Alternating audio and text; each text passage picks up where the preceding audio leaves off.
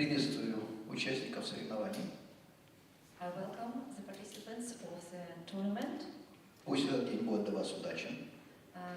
Should be this day lucky for you. 3 минуты до начала тура. 3 minutes to start the tournament. Обращаю внимание, что начало последнего тура состоится в 11 часов утра. I pay your attention that the last round will start at 11 a.m.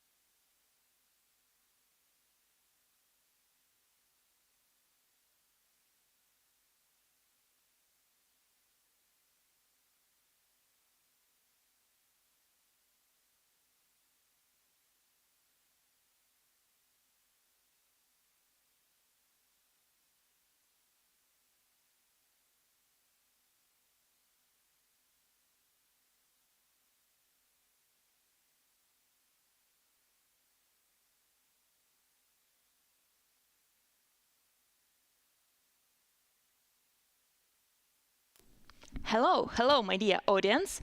Today we are in the second round of 22nd Karpov International Chess Tournament. My name is Dasha, I am woman FIDE master, and I am here to entertain you. I will be giving comments for you about tournament details, position, moves, everything that we will discuss. So right now it's about how many minutes of the turn of the round? 3 minutes. So the second round started 3 minutes ago. So we miss never of interesting things, and I'm ready to discuss it. So let's start from the schedule for today. I want to remind you that we have 10 participants and 5 boards. So, first board, Sathwani Raunak plays with Valieja Pons Francisco. In the second board, Tabatabayamin plays with Wahidov Shamsidin. The third one, Sargsyan Shant plays with Malachov Vladimir. The fourth one, Sugirov Sanan plays with Martirosyan Haik. And the last one, Artemiev Vladislav plays with Nesterov Arseny. So, that's our business for the next 5, 6 or 7 hours, who knows. Every player has a rating higher than 2600. And this tournament is the strongest tournament in Russia in 2025. So, as you can see, the average rating of participants is 2648, if I remember right. So, I think it will be interesting for you, and I'm ready to go to the details from the games, real positions in the boards. So let's start from the first one. As I said before, Sathwani Raunak plays white and Valieja Pons Francisco plays black. We have a Sicilian defense in the board, and our statistic base says that the full name of this opening is Nezhmedinov Rosalimo attack. Fianchetto variation. So, I know what means fianchetto. It means bishop on g7 after g6. Nezhmedinov Rosalimo. I know the Rosalimo is this thing after bishop b5, to take this knight in some variations and made double pawns for the opponent. The other thing, another thing that white gets rid of their white bishop, to play d3 and have a harmony structure in the center. White pawn chain and black bishop. Dark bishop and light pawn chain, yep. So after g6, it's our thing. Okay.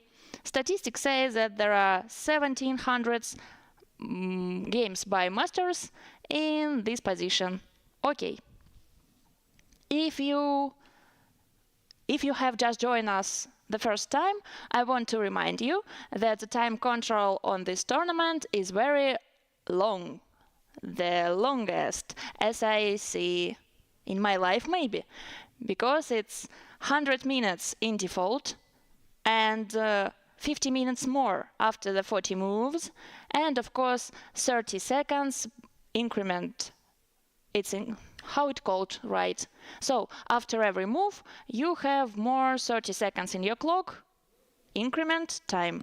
Yep, I remember right. I think so. That means that one game can unfold like 6 hours or even 7. For example, if in the game will be 120 moves, the whole game will be like 7 hours of playing. Wow, so much. But, there are grandmasters with top high level, so the prize fund is huge, more than 13 million of rubles, and they are, how it called? They have a habit, to think a lot of times, to trying to find the best moves. They are grandmasters, so they are ready for these things. Okay. So it's a typical Rosalima thing. Let's return to the board. After g6, white prefer this capture on the c6. Okay, as statistics says to me, it's a second line in this position of popularity. So the most popular move is short castling. 54% of masters prefer that. And the second line is bishop takes c6. 42% of masters prefer that. So, okay, doubled pawns in this opening is a common thing. That was the goal of the white.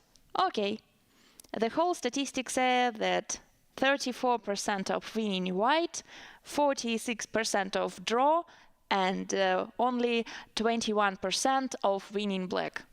Usually situation, because white has a right of the first move, you know these things. So, let's switch the board and go to the second one. Right here, Tabatabai Amin plays with Wahida Shamsidin. What's happening in the board? Oh, it was English opening.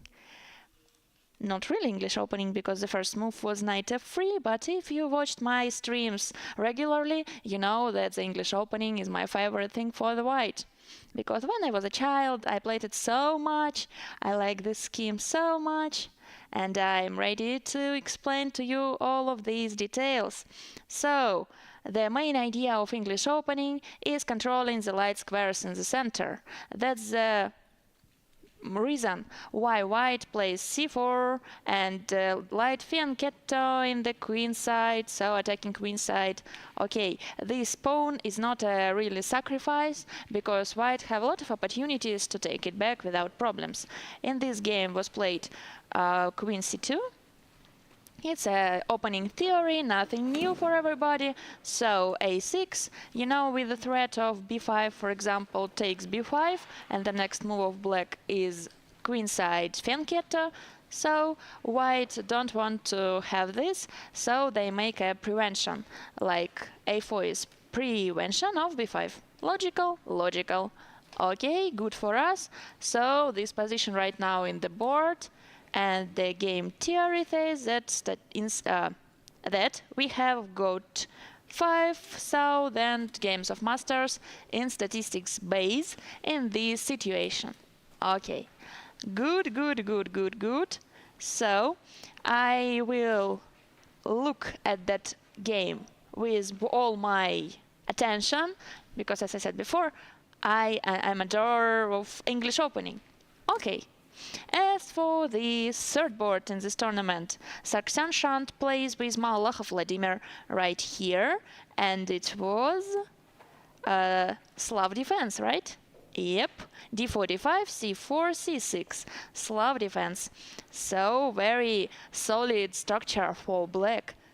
a6, it's Chebanenko variation. You know, black wants to prevent knight b5 in some variation, you know, to be more... it's a good word, so I want to look for that. Very, very, very, very good word to explain that situation, but... how it called? Like solid. Okay. No means no. You can understand me without specific words, because firstly, it's a style. Secondly, it's right words. So, right here in this situation, the most popular variation for the white is c5. You know, gaining a space, locked this dark bishop and f8, and maybe preventing some movement of b pawn. Okay, usually, if you want to hear something about the opening rules, usually we try to keep this pawn on c4. For example, in this situation, after, I don't know, e6, the c5 is a bad move because of b6 and a5. So all of your pawn chain will be ruined by these pawn breaks. So your opponent have the opportunity to collapse all your queenside. So this variation is bad for you. But we have a difference. After a6, your opponent tells you that he don't want to play b6. So his pawn stopped to protect this square. And after c5, he hasn't an opportunity to do the same thing, because you can just take it. And in the previous variation, your opponent would take by the a pawn and go c5 after that. But right here, he hasn't that variation. That's the difference why right here c5 is a good move for the white. I hope you understand my thought, because it's really important to play in Chebanenko variation, if you play that. Okay, bishop f5 was in the game, and queen b3 with quickly attack of b7 pawn. You know, it's typical thing for the Slav defense, of course. Usually light bishop stays on c8 to the end of the opening, because b7 pawn is the weakest square for the black in this situation. So as for bishop f5 right now, it's a good move, you know, the second line of popularity, 25% of the masters prefer that, so everything is okay. But after bishop b3, you should find the right way to protect this pawn. Queen c8 exists, it's totally okay, but in this game, Malakov Vladimir prefers the rook a7. Maybe the main idea is sacrificing something with using rook on 7th rank, I'm not sure. Really, I want to understand how it works. So usually our rook on a7 is not a good piece, because it's non-active, so rook has only one move back on a8. b6, like impossible right here, especially after knight a4 and knight b6, for example. Never prefer that, I'm just imagine. So where is the goal of this variation? Let's think. I want to open an engine to understand this. In this situation, the engine really agrees to the Malakov Vladimir. So engine says that the first line is rook a7, and the evaluation after this move is plus 0.4. But queen c8, for example, the evaluation is not so okay for the black, like plus 0.9 for the white is so much more, like the difference is half of a pawn. So I'm interested how it works. For example, rook a7, let's continue the first line of computer. Bishop f4, it's logical, okay? e6, h3, so we're just playing, ignoring this rook, am I right? Development, just development, typical development, common development. So nobody just think, this rook stays on a7, okay, why not? Why this rook cannot stays on a7? But stop, it's look like strange for me, because this rook has only one move, go back. It wasn't in the game, it's just variation from my mind, and the evaluation right here is half of a pawn in white's favor. But what's wrong with the queen c8 move? Just one question. If we have the option, you know, to keep this rook in the 8th rank, why not? So, for example, queen c8, okay, knight h4 is the best, or not? And or bishop f4. What's the difference? Maybe. No, I want to understand. So the job of commentator is making, you know, chess moves more easily to understanding. But right now, it's unclear for me, so I cannot do it until I make it clear for myself, firstly. So, knight b d7, h3. Usually, maybe I realize how it works. So, look at the situation. Your rook will have a problem in every variation, because, for example, if you prefer the queen c8 right now, your queen will stay on the 8th rank and interfere your own rook. So, there are problems for the black in any case. Queen d7 is prohibited in two reasons. Firstly, it's knight c5. Secondly, you interfere your square for the knight, the only square for the knight. So, of course, there are two moves, and maybe the both of them is problematic for the rook. Okay, so rook a7, knight h4 is a common move for the Chebanenko variation, with bishop f5, of course. So, go away, g3, bishop g2. White is not hurry up with this capture, because black's bishop can't go away. He will stay in this square in the next move, in the move after next move, you know. It's long-term square for this bishop, so white shouldn't carry up with this capture. It's a reason why the last two moves was making a fianchetto on the king side and taking right here. Okay, knight a4, preventing a movement of b pawn. Looks like logical. Interesting. Right now the evaluation of computer is plus 0.5, but after knight a4 it's plus 0.8. It's so strange. Computer should be logical in their evaluations, because he's my helper. How we can work with that? Okay, so white has an advantage of pair of bishops, firstly. White has an advantage with space, especially in the queen side, secondly.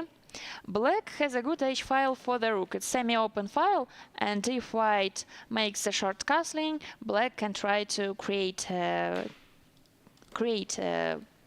problems right here. Not really problems, something less than problems. We can say attack. Okay, so after knight a4, computer recommends to the black play something like bishop e7, a short castling. So he's sure that this ideas is not ideas. It's just interesting vertical, but really white, really black can't use it somehow. Okay, so bishop e7 and short castling is possible for the black, and maybe the evaluation is not so big in white's favor. Right now it's computer changed his mind and show me something like 0.4 in white's favor, but without something great. I would imagine that it's a typical thing for the closed variations. Totally, you know, computer likes the space, computer likes how I can explain it, advantage in development. But the point is, a lot of close opening works like you know, you have a problems in the first 10 moves, but after that your position is like boom, and make normal, stay normal, became normal, whatever. Okay, so right now black is thinking, so 1 hour and 33 minutes in their clock. I want to remind you that the first time in default is not 90 minutes as usual, it's 100 minutes. So right now 7 minutes have passed in the black's clock. Okay, got it. Let's have a look at the first board. So what's happening right now? Sugirov Sanan plays white and Martirosyan Haik plays black. And this looks like very typical thing with Queen's Gambit declined. Yep. So you know what that means. After this sacrifice on c4, black decided to not capture here and just continue their development. So in our previous game we looked the variation with c6, it's a Slav defense. Right here we have e6, it's Queen's Gambit, It's Queen's Gambit accepted, it's Queen's Gambit declined. The difference is easy to understand. Knight f6, bishop g5. Fun thing, right here statistics said modern variation. So I know what it means, but the stress in this word, really, I don't remember. So modern variation, but after bishop e7, this name is disappearing right now. So e3, h6, and this very typical situation. So our database says that we have like 1,000 games of Grandmasters right here in this position. I can make a mistake, but I think that I play the game like this because it's very typical in the closed openings. Why not? So c6, for example, after c6 we will have a transposition. Yeah, and that's a Slav triangle, this pawn structure. So nothing special right here. Yeah. Of course I can make a mistake, but I think I have a lot of games in this variation. So why delay the move bishop d3? Maybe you have question why. That's a very simple reason. After this takes, black has an opportunity to open the queen side with queen side fianchetto after b5 and bishop b7. You know this variation. You know this variation, but I forget their name. It's very simple thing, and I played it so much times, so I'm ashamed right now how I can forget that. Maybe one second of thinking and I remember.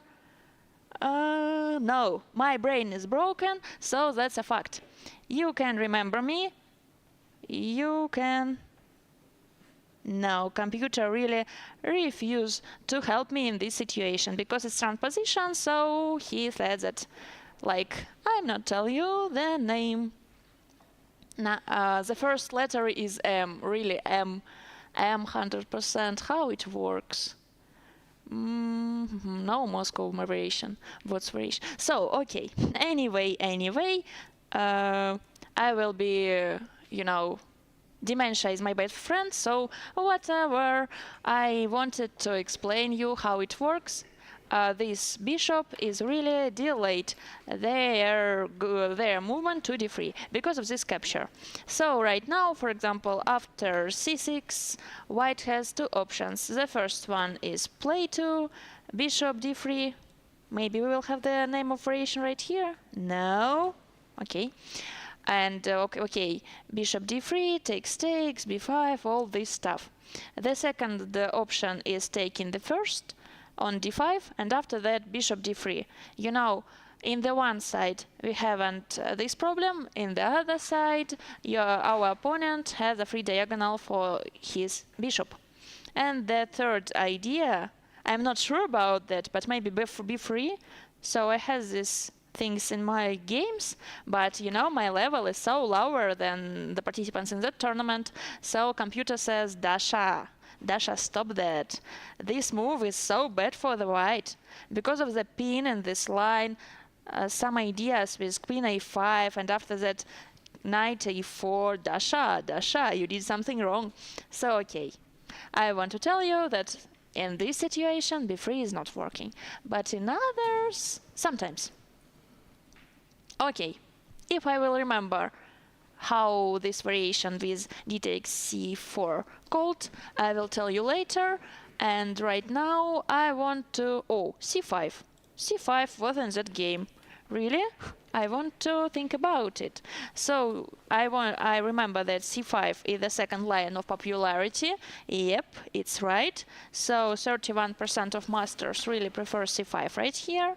It's a good move, but usually typically common thing that the square of pawns in the center is better for the white, because usually white has an advantage of development because they have the right of first move.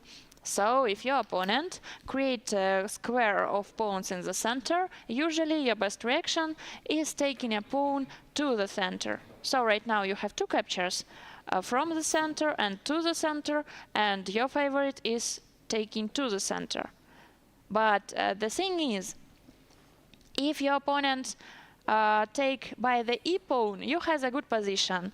It's a potentially isolated pawn, especially after this trade-off, so you have obvious plans, to attack this pawn. Blocked it in the d4, make a short castling, maybe after that maneuver with knight b5, d4, typical thing against isolated pawn. But in this particular case, black has a good opportunity taken by the knight on d5. So they are avoiding of isolated pawn after knight e7, go away from the threat. So right here is a total equality without something special for everybody, because nobody has weak pawns in the center. Maybe this bishop looks like passive, but b6, bishop b7, this problem can be solved very quickly. Okay, and that means that right now c5 move that was played in the game is totally okay for the black. So maybe their next goal is taking on d4, maybe just b6 and bishop b7, so they are finishing their development of minor pieces, of course. Okay, and let's have a look to the fifth board. So Artemiev Vladislav plays white and Nestor Forseni plays black. What's happening here? It was a French. Wow. e4, e6, d4, d5, and after knight d2, the second move of popularity right here, black responds c5, the first one. And white is thinking here, so that's strange for them, because c5 is most popular move. And I really don't believe that white doesn't know this variation.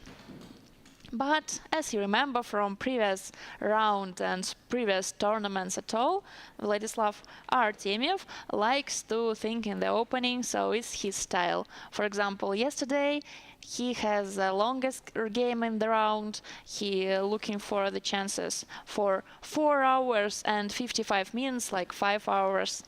And it's his style, so everything is okay. I want to remind you, if you have joined us, or if you just have joined us, I want to remind you that yesterday was the first round of 22nd Karpov International Chess Tournament, and all 5 boards were finished with a draw. So one part of them was a quick draw, from the hour of playing. The other part of the games was full long games, and the draw was by play, in position. The position was totally equal. So right now it's the second round, and I want to make a stake that today will be more victories than yesterday in any case. So I don't believe that right here it will be 5 draws again. No, not in this tournament. Yesterday? Okay. Yesterday was the first day, the day of acclimatization, in new nature area, new time area. So right now everybody is okay, everybody is ready to play in their strengths mode. Yep, in their strengths mode. Sounds good, I think. So as for this position, after c5, white have a lot of opportunities. The first one, e takes d5. Maybe that's idea to create I wanted to say that white wants to create an isolated pawn like in previous situation, but black never decided to take it by the pawn. Maybe because of that isolated pawn on d file. Did you know that isolated pawn on d file called isolani? For me, isolani sounds like a cheese, suluguni, isolani, but not. It's a chess term, so isolani. Knight gf3. Looks like situation of white is so better that in this position, 2 moves ago, black usually after this capture prefer to take by the queen. So usually in the opening we of course avoiding queen in the center, but right here queen on d5 stays good because she made a threats on d4, g2 potentially, maybe something else. So right here d4 pawn is hanging.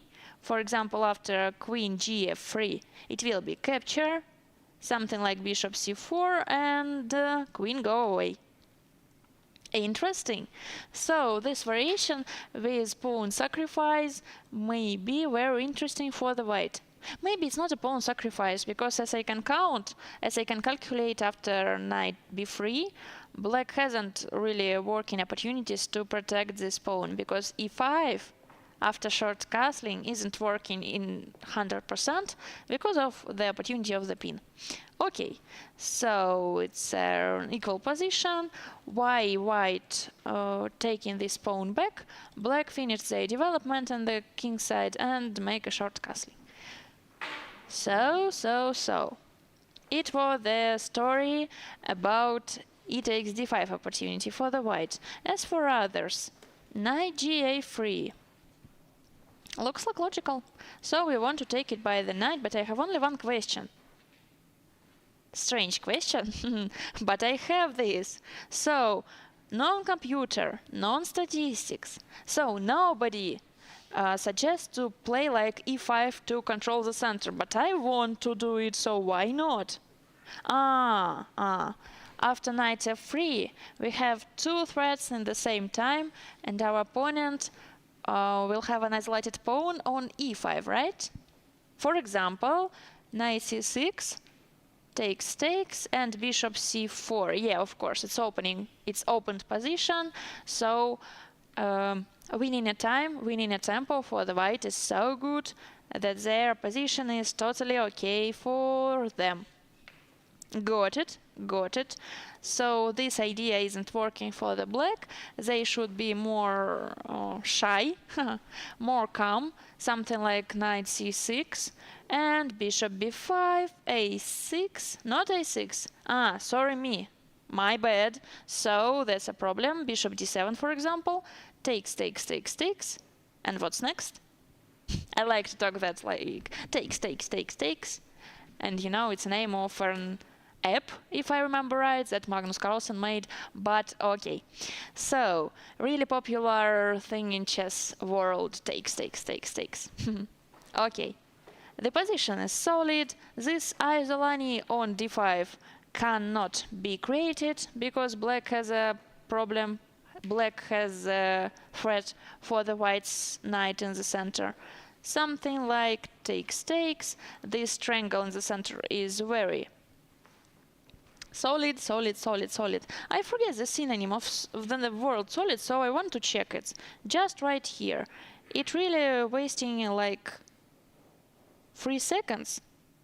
But I want to do it. Can I do? Yep. So the right word is... Thank you for the French. In French language, it's called fiable. I don't know how it pronounced. In English, reliable.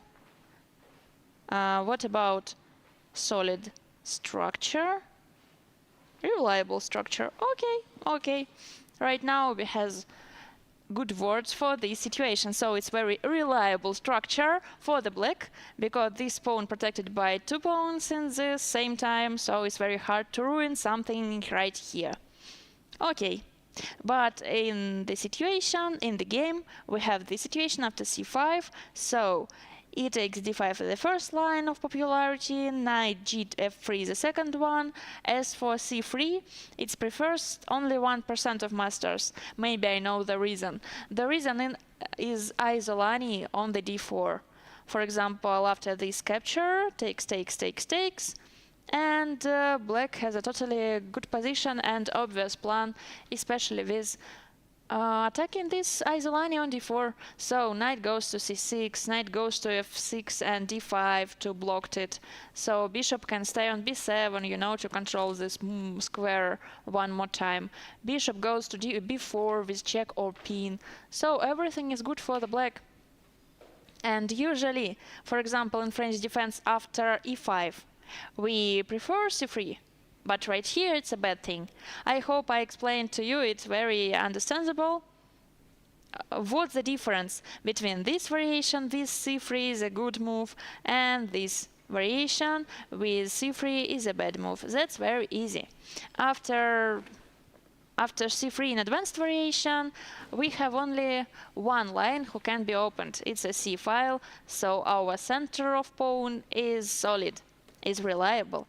But after knight d2, we have two trades offs in the center, this pawn in 2 directions. So our center can be ruined, everything in the center.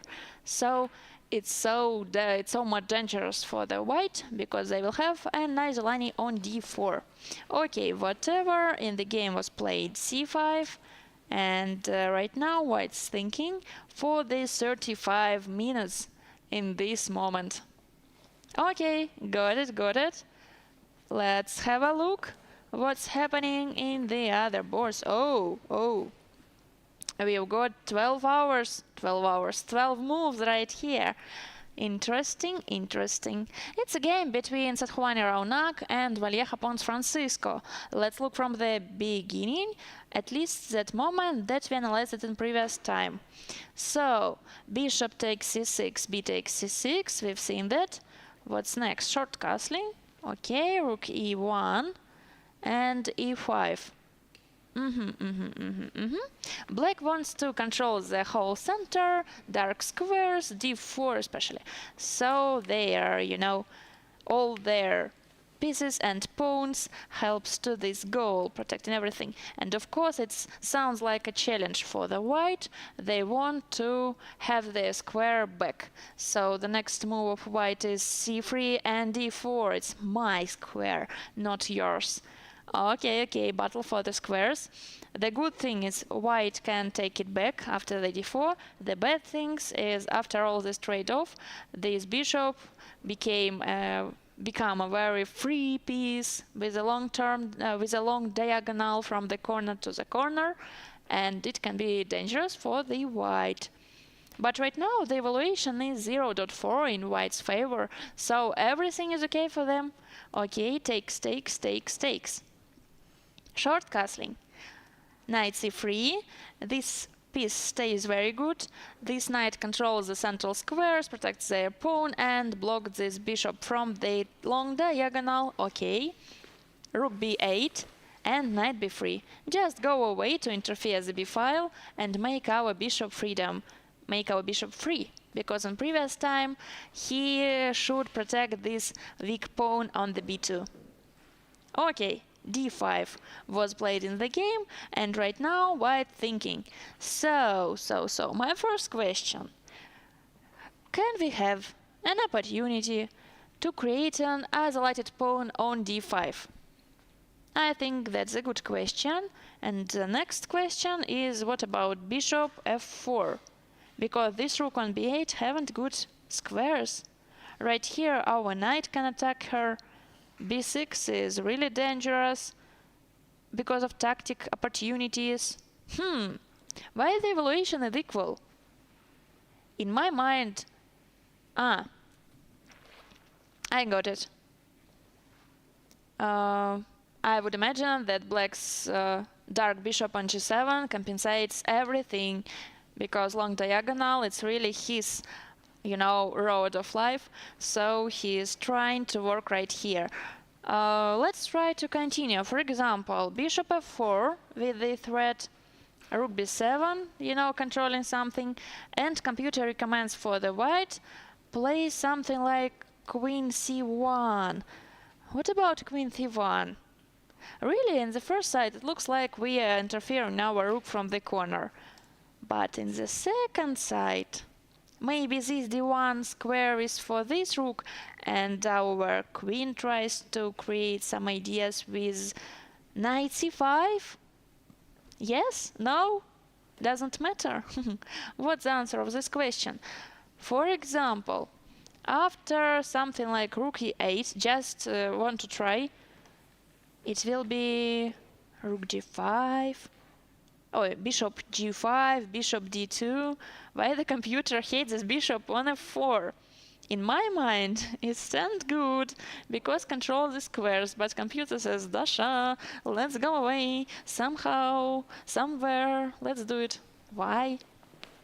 Where is the reason to go away from this good central square? So maybe right here is a strange attack on this diagonal. Where? How many questions, how less answers? Okay, right now even engine can't help me. Good. F6 is the top engine move. But I want just to ignore these ideas. So what do you... I cannot go to b6 because of a pin of e file. I calculated them. But what about... Okay, queen d6. So, right now, queen d2. It looks like in the move ago, well, the top engine move stays here, but right now, the hard times is, have passed. And we can go here. I need to open all my mind resources and make it more clear for myself. Okay, let's return. For example, right here, I don't want to interfere something in total, and I want to play like queen d2. Takes. takes.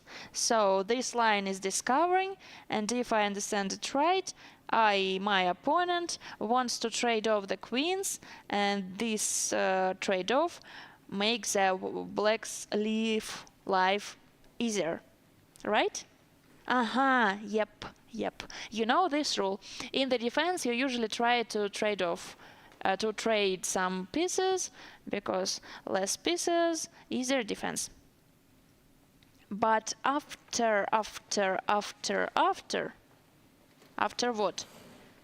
After our opponent stopped to threaten us by the queen's trade, we can use the d file. For example, right here, this move cannot be possible for the black. That's the difference. So the task of white is keeping queens in the board because they are trying to attack, and the queen is a very important piece in attacking. Got it. In the real game was played bishop g5. Yeah, it really was in this case, and Vallejo pawns responds to h6. Typical thing. So right now maybe h6 is not very good pawn, and in the future we can create a battery from this diagonal, to attacking this pawn. So that's the reason why this idea can be interesting for the white. Yep, maybe. For example, bishop e3 looks like logical and computer recommends it. Protecting this pawn somehow. And bishop goes to c5. No, I want to check it. No, we can't go here. You remember that thing? Our opponent wants to trade off, to queen trade off, and it's our problem because we want to keep it in the board. So, my bad, ignore that. It wasn't happening in the board, so of course fork. And right now, we haven't this battery in total, so sorry me, we change our plans and start to create the threads in this diagonal. Got it. The evaluation after h6 is 0.3, so it's equality. Total equality for everybody. Play. Okay, let's go to the second board. So what's happening here? 22 moves won in that game. Tabatabai plays with Wahid of Shamsuddin. Really interesting. So quick and so unclear. What's happening with this king? How it... Oh. What's a desperado? I have only two, options in this situation. And the most realistic in my mind, that there goes to some kind of draw.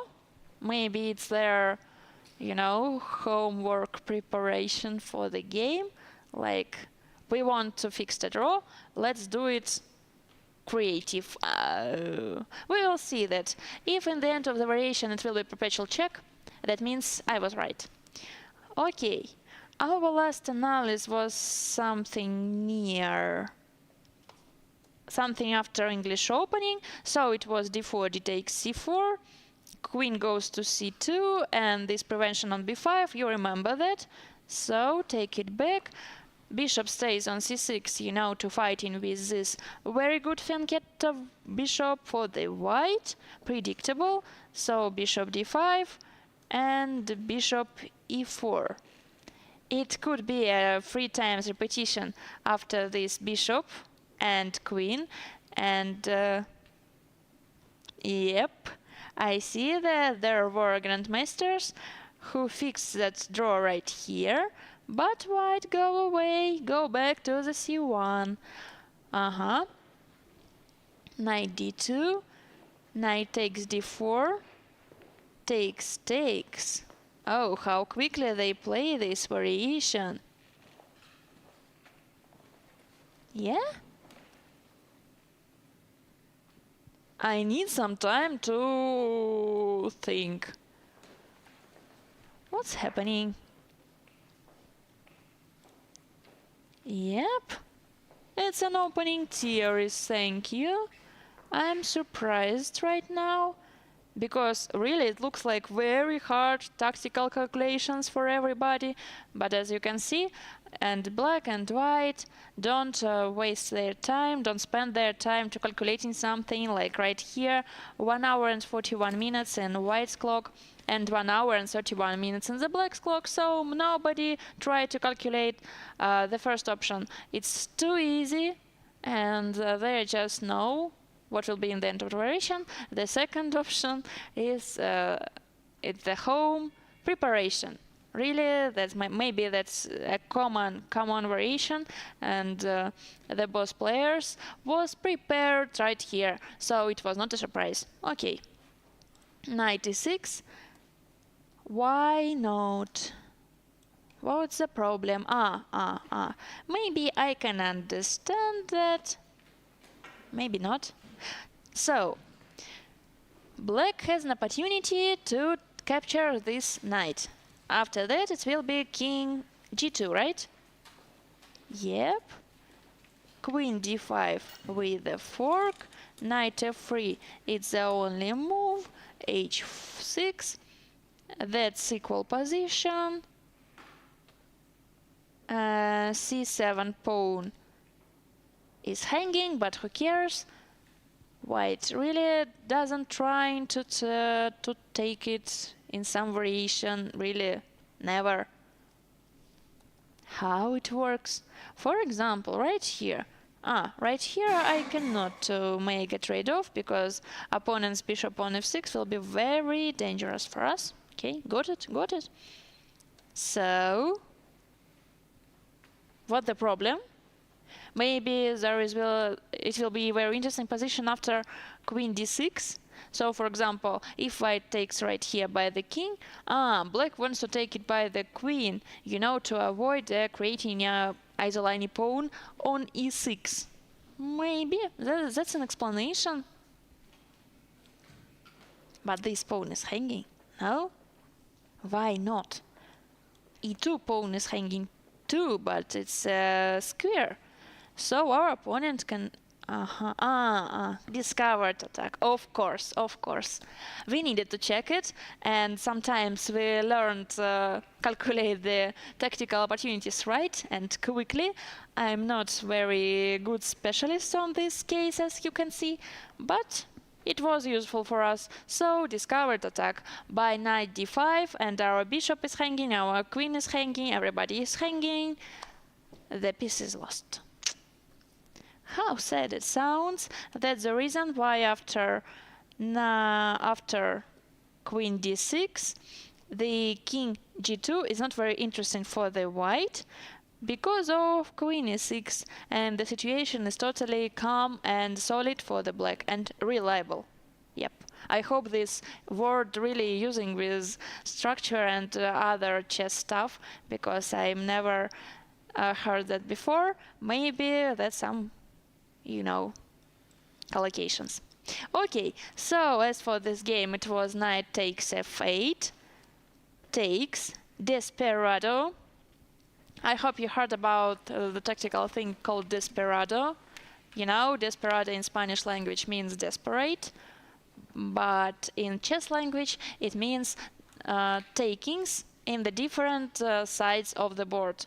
For example, you takes in the queen side, in the king side, your opponent takes in the king side too, but in the different lines. So whatever, you takes here, your opponent takes here, and it's desperado. My gesture is very it's very clear for explaining something, so I like to do it. Okay, after bishop f6, it was bishop f8. Both opponents plays very quickly, so their time increment, adds. Okay, bishop e2. They were preparing it 100%. Takes, knight e4, without a pauses to calculation. So queen e5, queen e3 with protecting and attacking at the same time. So bishop c4. It's predictable. Rook d1 and f5. So, yep, it was the first moment after the rook d1 when black start to calculate something. So maybe in this moment the preparation of the homework was finished, and that's the time to calculate in the real game. So 5 minutes, maybe to calculate, maybe to, remember something. But my mistake, it was discovery in the board, because as computer says, the f5 is not the best move for the black. Usually right here, not usually, honestly, right here the evaluation is 0.1 in white's favor, but whatever, it's 0.1, it's equality. But after the f5, the evaluation is 0.5 in white's favor, half a pawn in one move. So, after the queen g5, it will be king h8, what else? And queen h6, to threatening a hanging rook. The only move for the black is queen g7. I realized it. So the one idea is knight g6, g5. The second one is rook d7, and black should try to trade it or kick this queen out, because they are king and dangerous. For example, takes, knight c5. I don't know why this endgame is so good for the white. Because really, usually, when we have an endgame with playing in the both flanks, the bishop is better than the knight. Because bishop is a long way piece. Bishop can play in the both flanks in the same time, but as you know, knight is a short way piece, so knight should choose a side. So right here maybe this knight is active, but as for so big advantage, I'm not sure. Let's return to our position. So right here white is thinking, but usually, like a child trainer, I want to say that usually in the position, in this type of position, playing white, we are trying to keep our queen in the boards, because queen and knight is a good team of devil, the right name of this tandem of pieces. So after queen g5, maybe queen g7. And white should protect all. Oh. The top engine move right here.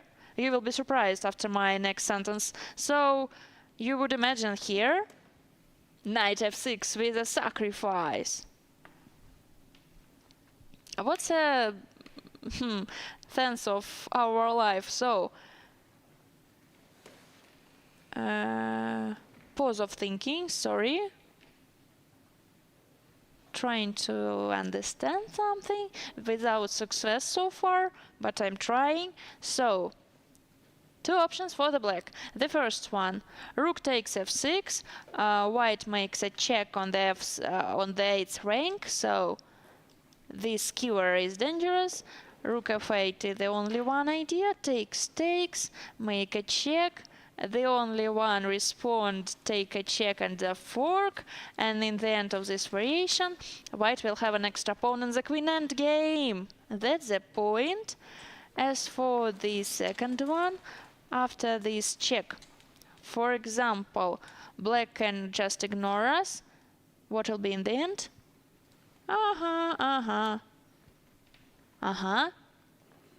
Queen h4. With attacking, protecting, and maybe the threat. For example, queen h5, keeping all our pieces on the board, and the attack of bear king is dangerous. Okay, so after that trade-off, it will be major pieces and game, but this pieces is more active, and this weak king is suffering. And this major endgame is at least as computer says. So let's return. It was a variation from my mind. Right here we have this situation in the board. So white's thinking, queen g5 is the only move who gives the advantage. to the white. As for knight c5, I'm not sure, because as I said before, white wants to keep their queens in the board. Really. As for team of rook and a bishop, it's a good team of long way pieces. So queen and knight is a good team too, because queen is a rook plus bishop, you know, movement, and knight is a piece who was not consisted of the queen's opportunity. I hope it's right from the English grammar, because I'm not sure, but I hope you understand my thought. White's task to keep this piece in the board, black's task to get rid of the queens right here. Okay, let's look at the third board. So Sargsyan Shant plays white and Malakhov Vladimir plays black. It was an English it was a Slav defense, but right here it doesn't look like Slav defense totally. So we discussed c5 move. I showed you the difference between c5 without a6 like in Chebanenko variation and c5 right here. So c5 is better because your opponent having this opportunity with pawn break, because their pawn go away from the protection and this idea isn't working right now. So okay, bishop f5, knight h4, we've seen that knight f4, you know, the strong square on b6. As for this idea, computer really hates. He says like, development, start from the bishop f4. What's the difference? Really, because in the next move, the computer says, right here, h4 is fine. So no, we will not believe the computer in this situation. So computer is good in the middle game, in the end game sometimes. But as for the opening, no. The evaluation is so unpredictable. Okay, bishop f4 with a threat on a5. And right here we have this position in the board. What can I say? For example, if black wants to go away with attacking this pawn, computer recommends for the white rook c1 and e4. I understand rook c1. As for e4, maybe this position is good for the open verticals in the center, because white's pieces are more ready for that. You remember that rook on a7, that rook is very passive piece and that's hard to, you know, unleash it. So rook a8, rook d8, so it takes time. But if you will open the center right here quickly, you will have an extra square, an extra piece in the attack. So perfect. That's the time when I started to forget the English words, and that's the time to make a break. What's a good thing in the same minute? So 1 hour of playing have passed. Perfect. Maybe it will be 4 or 5 hours more. We don't know, but yesterday it was 5 hours in total. Okay, we are ready. But right now, I suggest to make a short break to you, make your cup of coffee, and return to this stream after 10 minutes. We will continue. Okay?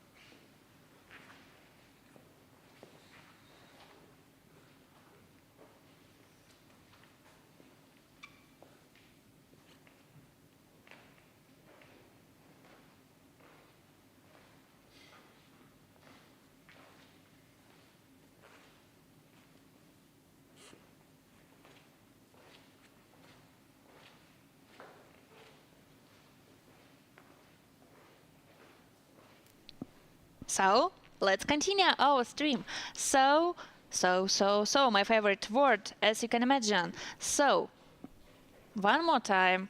What can I do with it? Okay, I will say well. Well is better than so, I think. So, ha ha ha.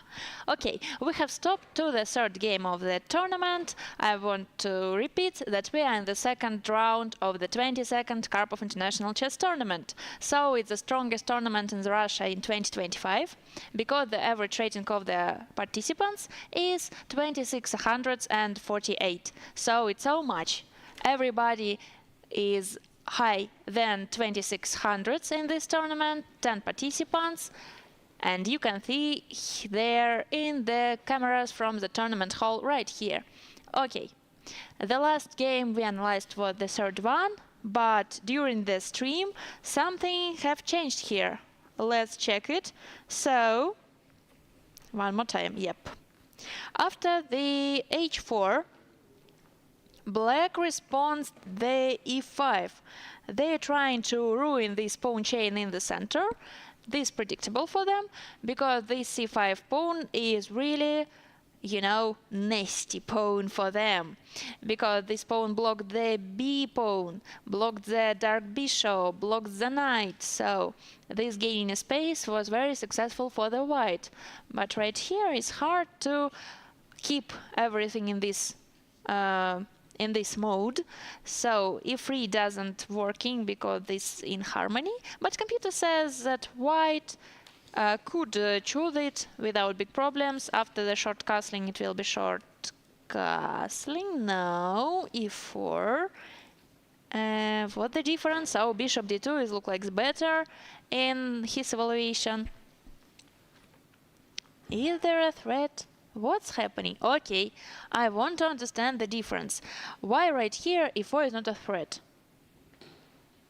Bishop h3 and the long castling. Aha! And the long castling for the white and these variations. How it works? Why not? For example, if we make the short castling, he responds e4 and we play something like bishop h3.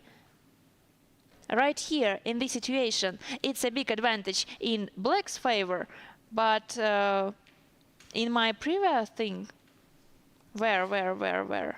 Here, after bishop g2 and bishop h3, it's an equal position. What's the difference? So, the one pause thing, I want to check this good word, because a really good word. Sorry. No, just So, what I wanted to say, the location of white's king is very important to the equality, to the evaluation.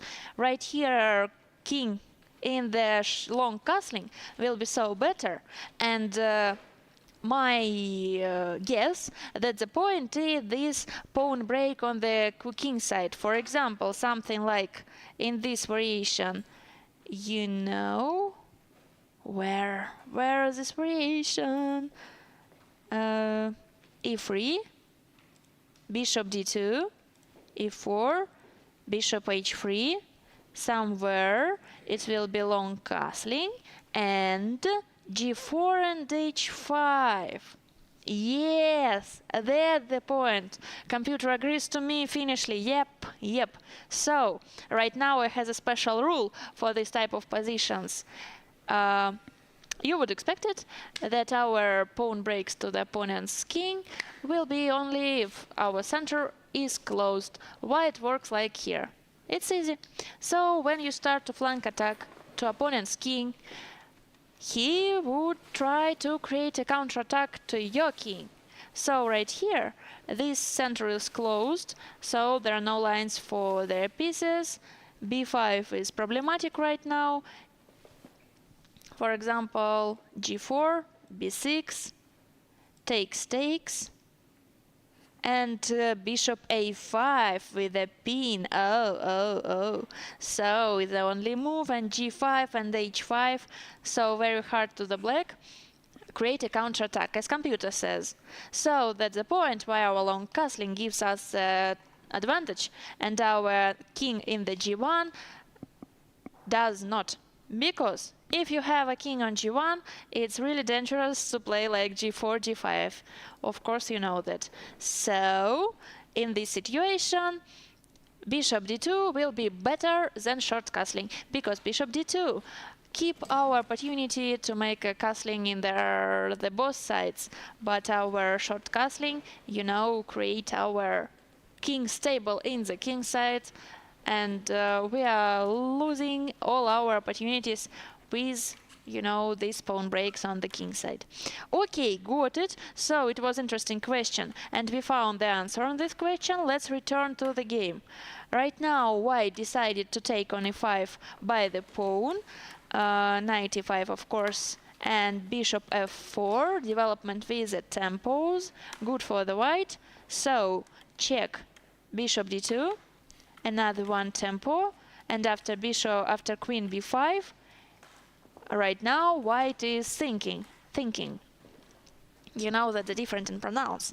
When you tell something like thinking, it means like they're swim in the river and start to sink. But when they're thinking, English language is so interesting, huh? Thinking and thinking, different things.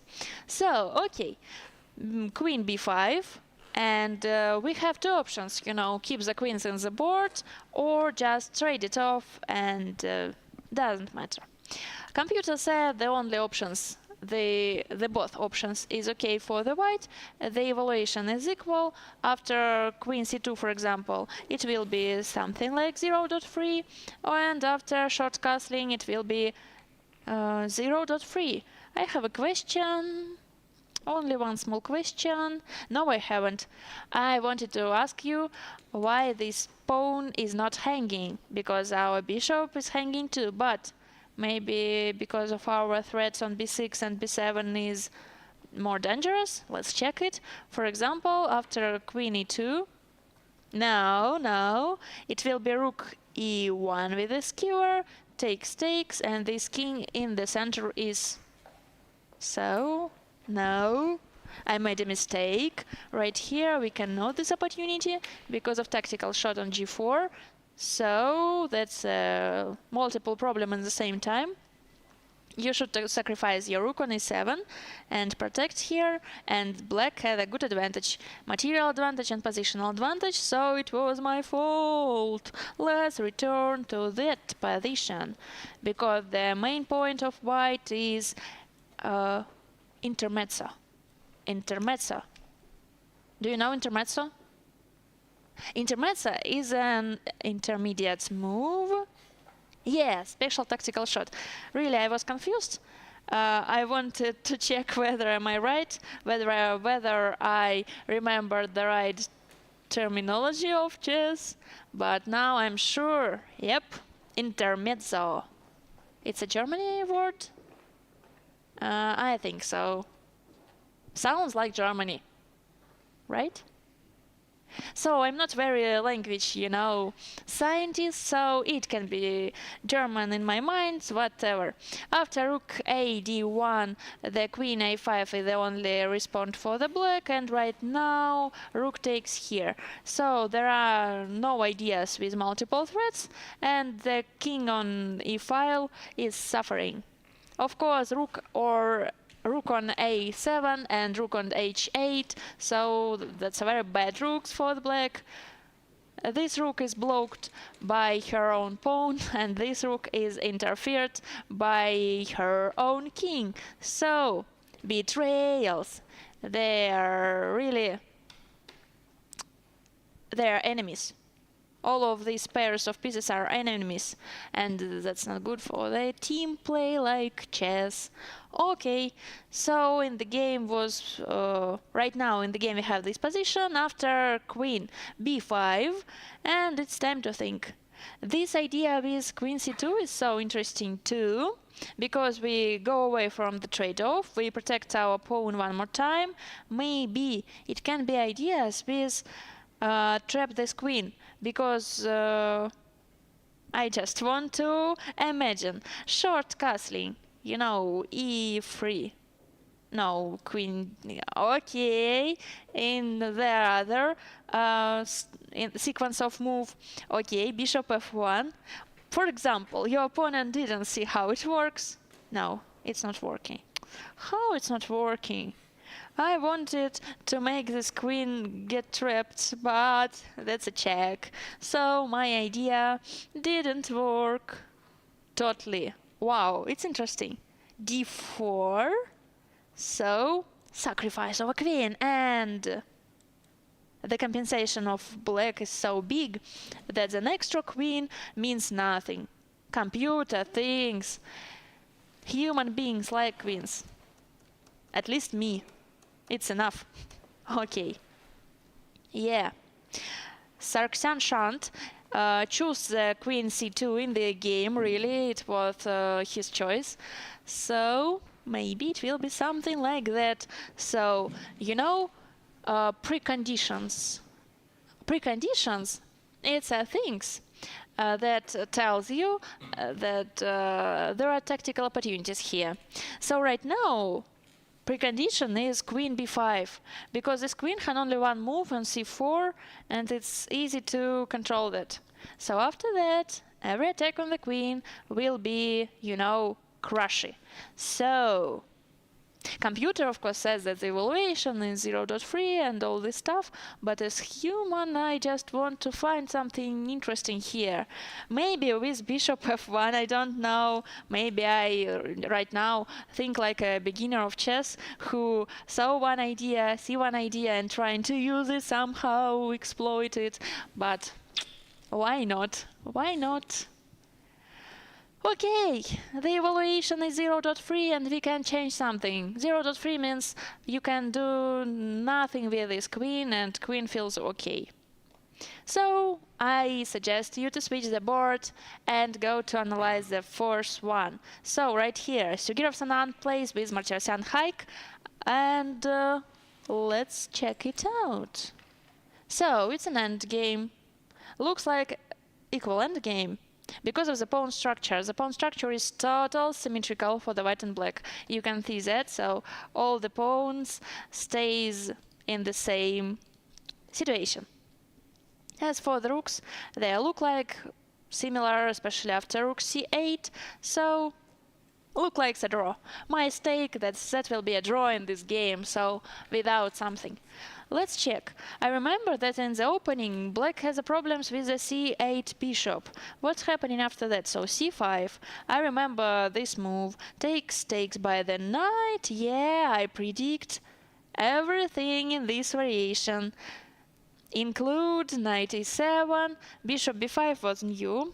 Yes, we didn't discuss it, but it looks like a lot of trade-offs.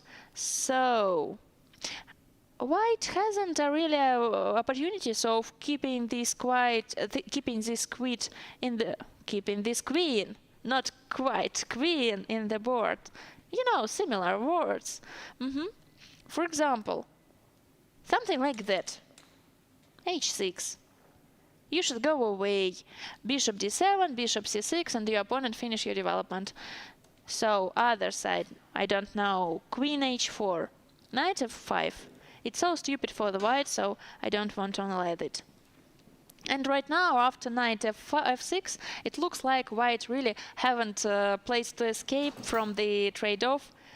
Usually, if we have an advantage of development, we try to keep our queen on the board, because queen is a very important piece in the attack, as I said before. But right here, white haven't this idea, really. a6 and bishop d7. Here we lost a tempo after knight d5, so it's not working. Queen on c file. We will take a tempo in that time after rook c8 in some variations. For example, queen c4, a6. The only move for the white is keeping the situation equal is queen a4 with a pin. This is a blunder because of b5, of course. Typical fork, so. That's the reason, maybe, why white in the game decided to trade their queens, but right here is really total equality. total equality, like 0.1 in the free line, so without something special. And I predict that it will be a draw after half an hour or less. Let's check it in the future, but right now I'm ready to go to the fifth board. So right here, Artemiev Vladislav plays with Nestor Farseni. As I remember, white think a lot after the third move, c5, and they decided to play knight gf3. If you remember, it was the second line of popularity, because I figured out in the previous time, in the previous hour. So, knight g goes to f3, takes, knight c6. Yeah, we discussed it. It was on our board, and I said you that this structure is very reliable for the black, you know, pawn triangle in the center. Okay, bishop d3, knight f6, short castling. So of course this trade-off is very bad for the black, because after this idea their pawn on c6 became an isolani. It's a lone pawn, lonely pawn, you know. So usually these pawns are not good I want to check it. Very good word. So sometimes, you know, I do a lot of things in the same time. Learning English. It's not a good decoration of the black's position, you know, this isolating pawn. So you understand that. You know, when two pawns start at each other, this is called tension in chess. So this pawn tension in the white's favor, because white can take it every time in the every move. Black can take no when. So it's not useful for the black because of ruining the pawn structure in the center. Okay, whatever. Queen c7, queen e2, bishop goes to d6. Look like the precondition for the pawn fork in the future. Okay, it's just my beginner player jokes, because usually when I see something like, you know, queen who can get trapped, or two minor pieces in the square between one, so I just think maybe pawn fork. I'm not a grandmaster, unfortunately, so maybe that's the reason why I think so. h3 plays white because their pawn was threatened, and right here black thinking, so we are thinking too. What's happening here? Maybe after, and later, and between, and lot of beautiful words in the English language, but sometimes it's better to make, you know, sentences. So I wanted to ask myself about a knight f3 opportunity, because e5 is my dream. But right here it looks like that after knight f3 or something, it will be just taking off on no. My first guess was the losing of pair of a bishop advantage right here. Yeah, it's okay for the black. Not so bad. This pawn is isolani, but the pair of bishops is compensating everything, as you can imagine. So bishop b7 with fianchetto, c5. It's okay. But the first line for the black, it's e5 right here to control all the central squares. I can understand it. So of course this line look like strange, because black's king stays on e8 and white's queen stays on e2, and it looks like, you know, tactical precondition. Maybe it will be a pin, maybe a discovered attack, but you know, the diversity between beginner and grandmaster, that beginner using the preconditions, grandmaster using the calculations in particular case. So right here it's nothing, no ways to exploit this file for the queen. Sorry, it's not working. ed5, for example. What? Short castling? You know, sacrifice everything because maybe e4 is the threat. e4 is the threat because after bishop e4 it can be a pin. Am I right? Let's check whether am I right. For example, takes. e4. Takes. Rook e8. Protect. Takes.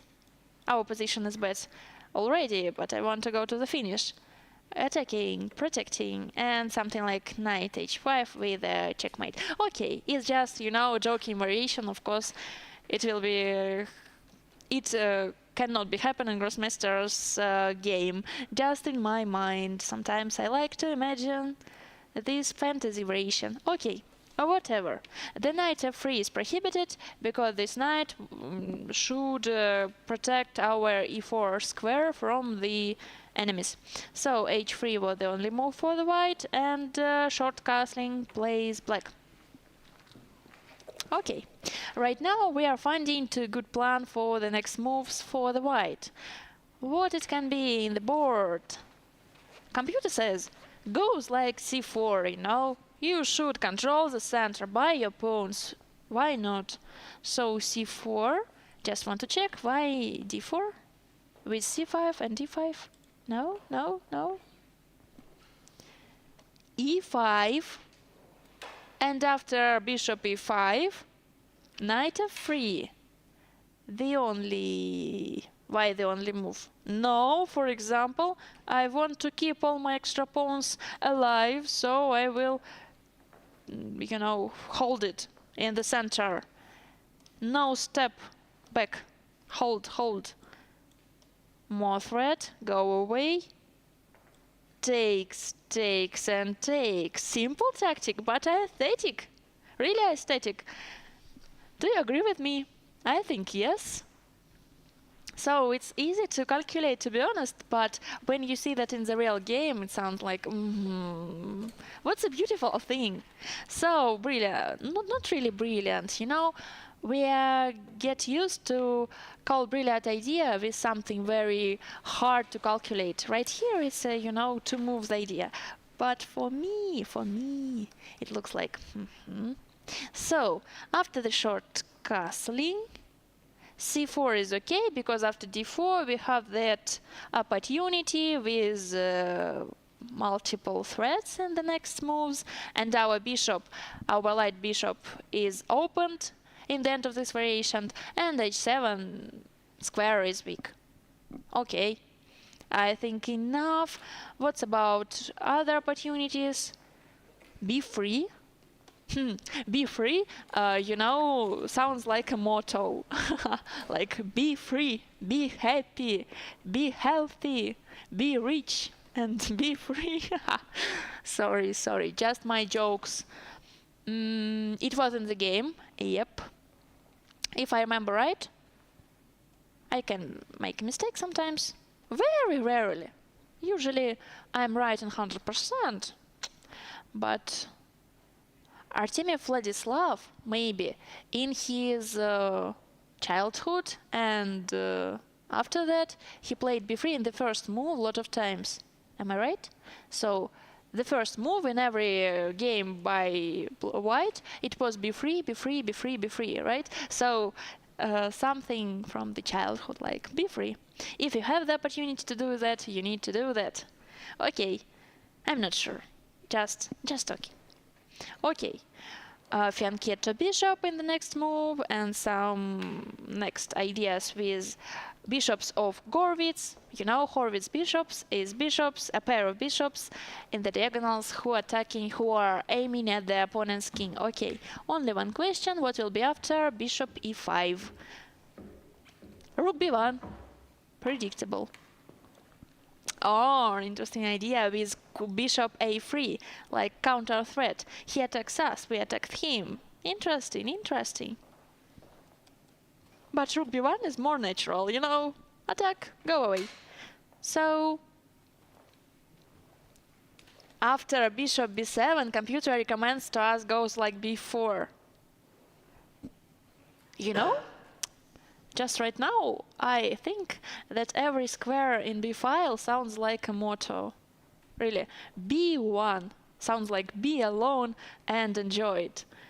b2, b2, b2, like create a pairs of human, b3, we discussed it. B4, it's just one word, you know, before something. B8, nothing, да? Yes. So, just before, we have a mottos, and after that, B7, B8. No, nothing. That was a good theory of English language and chess. But no, in any case, right here, computer recommends to the white place B4, and maybe go ahead, ruins all these pawn chains, and open the B file for the rook. Sounds interesting. As for black, what they can might do right here, B3, bishop B7, it's fun of ideas. What about C5? You know, control the center, D4, go ahead, why not? So, knight F3, this move is prohibited because of our fork, so I was right about preconditions to this tactic, and white exploiting it here. Takes, for example. This idea, this bishop is hanging. For example, go to F6 and bishop F4, right? E5. Computer doesn't recommend it. Because it's a blunder, thank you. My bad. So, something like that.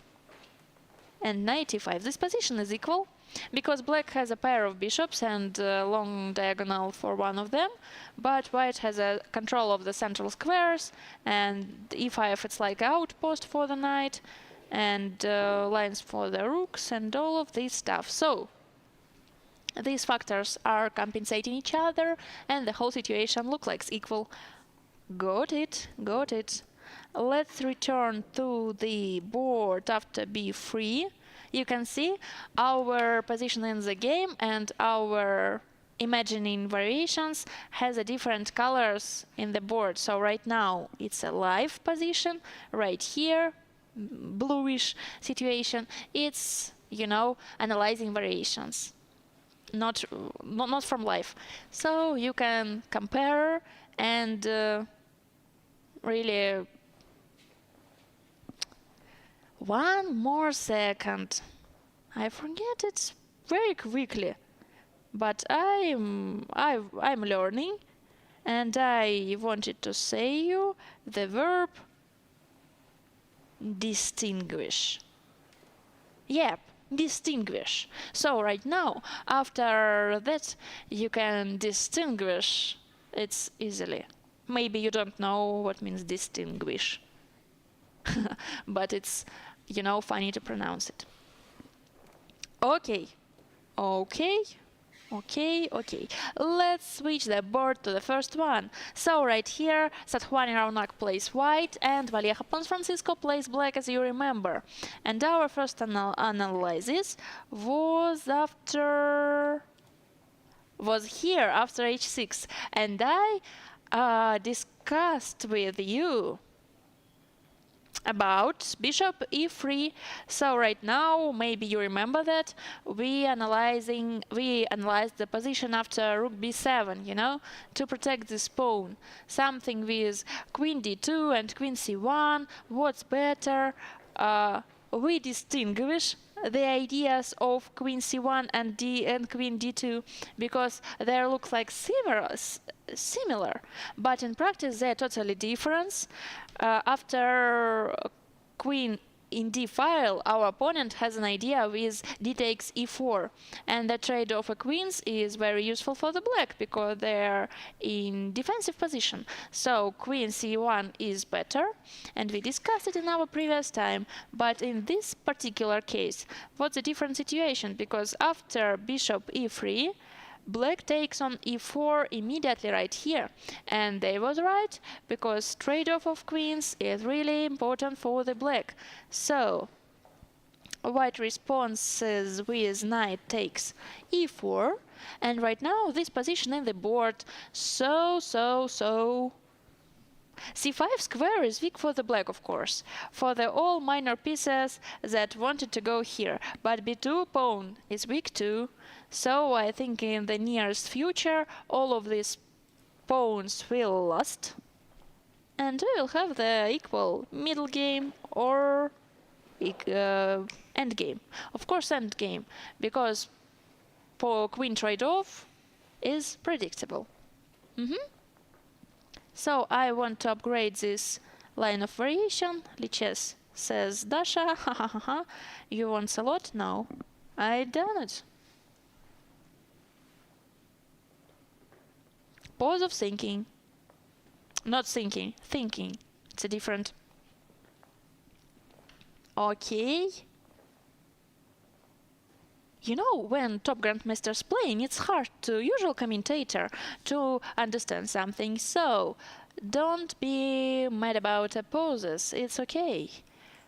As for this position, the top engine move for the black is bishop f5. You know, develop with a tempo, attacking this knight, and I have a lot of questions. For example, I just want to take this pawn. Why not? Queen d1. Okay. Rook b d8. Why that's an equal situation if I have an extra pawn? Okay, for example, my opponent can take it back in b2, but after that... black has an isolani and white has an isolani. So our pawn structure is similar, right? Okay, I want to solve everything after bishop d4. Takes. It's a blunder because of pin on d file after knight f. I have all to check. So takes, yeah, it's a blunder. Attacking a pinned piece. Rook d2. And takes f5 c5 in the variation. So this piece will be lost. Got it. That's the reason why the only move for the white right here is bishop g7. I got it. So takes, and takes. Rook e1 to have this piece back. Bishop d5 takes here, and for example, takes here, and we have the equal endgame because one extra pawn for white in white's favor, but it's double pawns on the semi-open file. You know that. The rook endgame is a drawish, the most drawish endgame that exists. No, the most drawish endgame, it's a endgame with different color bishops, of course. It's called somehow another way, but in my mind, different color bishops. Okay, whatever. So. Right now, it was a long calculation, but the final of calculations is that pawn on a7 isn't hanging. Even if it looks like this is hanging. No, right here after knight f5, why not? The top engine move right here is bishop takes a7 with attacking a rook, so after rook b7 we just go in a way and attacking the next rook. What's the problem? So the evaluation is white favor in the only, not in the only, in any directions. Why black decided to this position? Where are the compensation? Of course, this bishop is dangerous, but their, you know, limit of dreaming is taking this pawn on b2. Am I right? Looks like yes.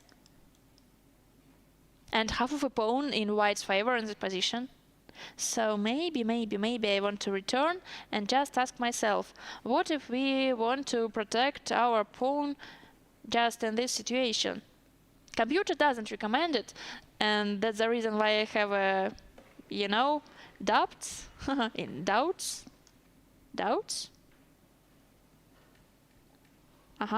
I learned new word distinguish, maybe something else. I have, yeah, doubts. I don't know how it pronounced right, but what about, for example, queen c7? I just want to protect it. Bishop c5. This pin is so scary that the advantage of the white is more than pawn and half. So, okay. Queen d6 or how many sounds? I understand everything. So, yep. That's the reason why in the final position white has an advantage too, because in the real game they decided to take here and did it. So the 16th move in this game was bishop takes a7 with the threat of the rook. Everything is predictable, and computer says agree for... Computer says agree. Perfect. Computer says yes. Yes, you did the right things for the white. So Vallejo pawns Francisco in trouble right now. Maybe. Maybe not. Because his bishop, his dark bishop is so cool. Dark bishop fianchetto. Perfectly threatening in the b2. Oh, well, let's go to the next board. So, the second one. Tabatabai Amin plays white, Wahidov Shamsidin plays black, and that's the major pieces and the game, but wait. It was something different in this game. My last calculation was about queen g5 after the e5 move. What was in the game? f5. Okay, I understand that black's trying to trade in the queens, and white really doesn't want to do it, so queen, that's the reason why queen g5 is the top engine move for the white. Okay, they prefer rook d4, make a counter threat after the takes. It's better for the white, because firstly we take here, and after I really do not understand nothing. Okay, why this position with so much advantage of white? I think I, ask this question regularly, every 10 minutes in this tournament, but the point is, it's my job. Okay, black has an extra bishop, right? And for example, black tried to keep it check. After king h8, it will be queen c3 with a checkmate and free. Got it. After king f7, it will be check. And not here. Here, to avoid this opportunity or that. So this move goes to the advantage of pawn and half. But after queen e3, we will have more. This file is prohibited because of the pin, so you should go back. And after that, rook d4. How you can calculate it? What's happening? Okay, queen c6, and something strange. I confused everything, but the main point is that we take back this bishop in winning position somehow. Whatever, we are human beings. So we cannot calculate like the engine. It's our, our brain is limited, is okay. That's the reason why I cannot make these variations clear for you, for myself, for everybody. Let's return to the game, because in the game right here, bishop goes from c4 to d5, and knight made a check. Okay, I can calculate it. So that's a discovered attack. So the only move for the black is taken by the queen. After that, bishop became unprotected, and we have an opportunity to take it. So everything is clear. Everything, yes, I like. f4. Oh. I really don't understand something. But firstly, the computer screaming like, blunder, big blunder, we lost 2 pawns, the whole 2 pawns. Black's losing by this move. Let's try to figure it out, how it works. So, right here, the equality is 0.3 after the queen takes b2. The 3 lines of the engine is equality somehow. We will return after the main variation. Maybe it make our job more clear. Okay, after e4, looks like black's king get checkmated somehow. So the top engine move right here is queen b3 with the threat of discovered attack. So interfering. G4. Oh my god. The top engine move right here is G4. Thank you, but human beings cannot find these opportunities. G4.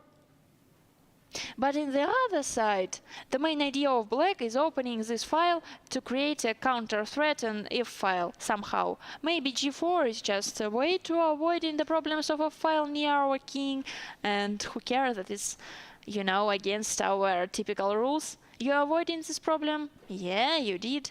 So maybe it's working. Everything that's working is good. Like, you know, if it will be in the game, it can be the legendary move like G4, or in the another option, it can be my lack of knowledge. For grandmasters, it can be, you know, common move, you know, block the file. What's interesting here? So every opinion is subjective, you know that, and don't be mad if I said something very subjective. Okay, in the game was played with queen d2 with a battery, so the advantage of white is now so screaming. It's not 2 the whole pawns, it's just pawn point 2, so white has a better position. Just question on my mind. Yeah, of course. G4. So the idea of queen b3, sorry, was a threat.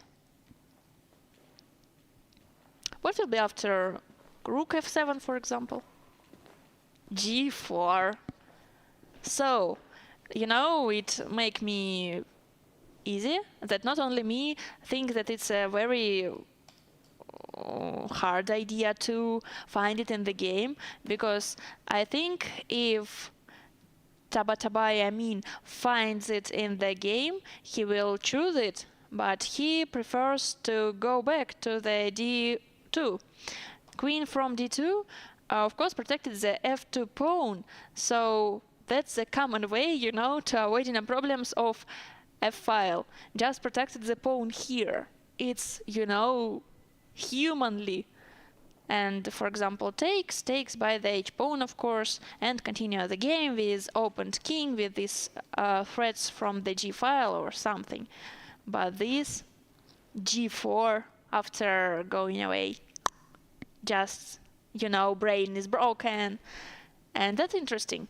It could be the legendary idea from the round, but it didn't. Okay, after the queen d2 and rook f7, computer says one more time, quickly, right here, g4, please, because in previous time your opponent had the opportunity to take here and open the f-file, but if you can do this move firstly, you will block the f-file, you know, endless to the end of the game, so opponent's major pieces will be without working, and it's very good for you. But in my mind, if white didn't play it in previous move, maybe, but who knows? Sometimes we make a discovery during the game, so sounds interesting. G4 can be the legendary solution, in my mind. Okay, aesthetic decisions is good, but it's time to choose our draw. Draw, right, in the short board? Right here. After the queen c2, it was knight c4, with idea of taking here, so bishop c3, takes b3. So knight cannot go away because of the idea of discovered attack. This bishop is hanging, so the knight on a3 is the only move for the black. Queen c1.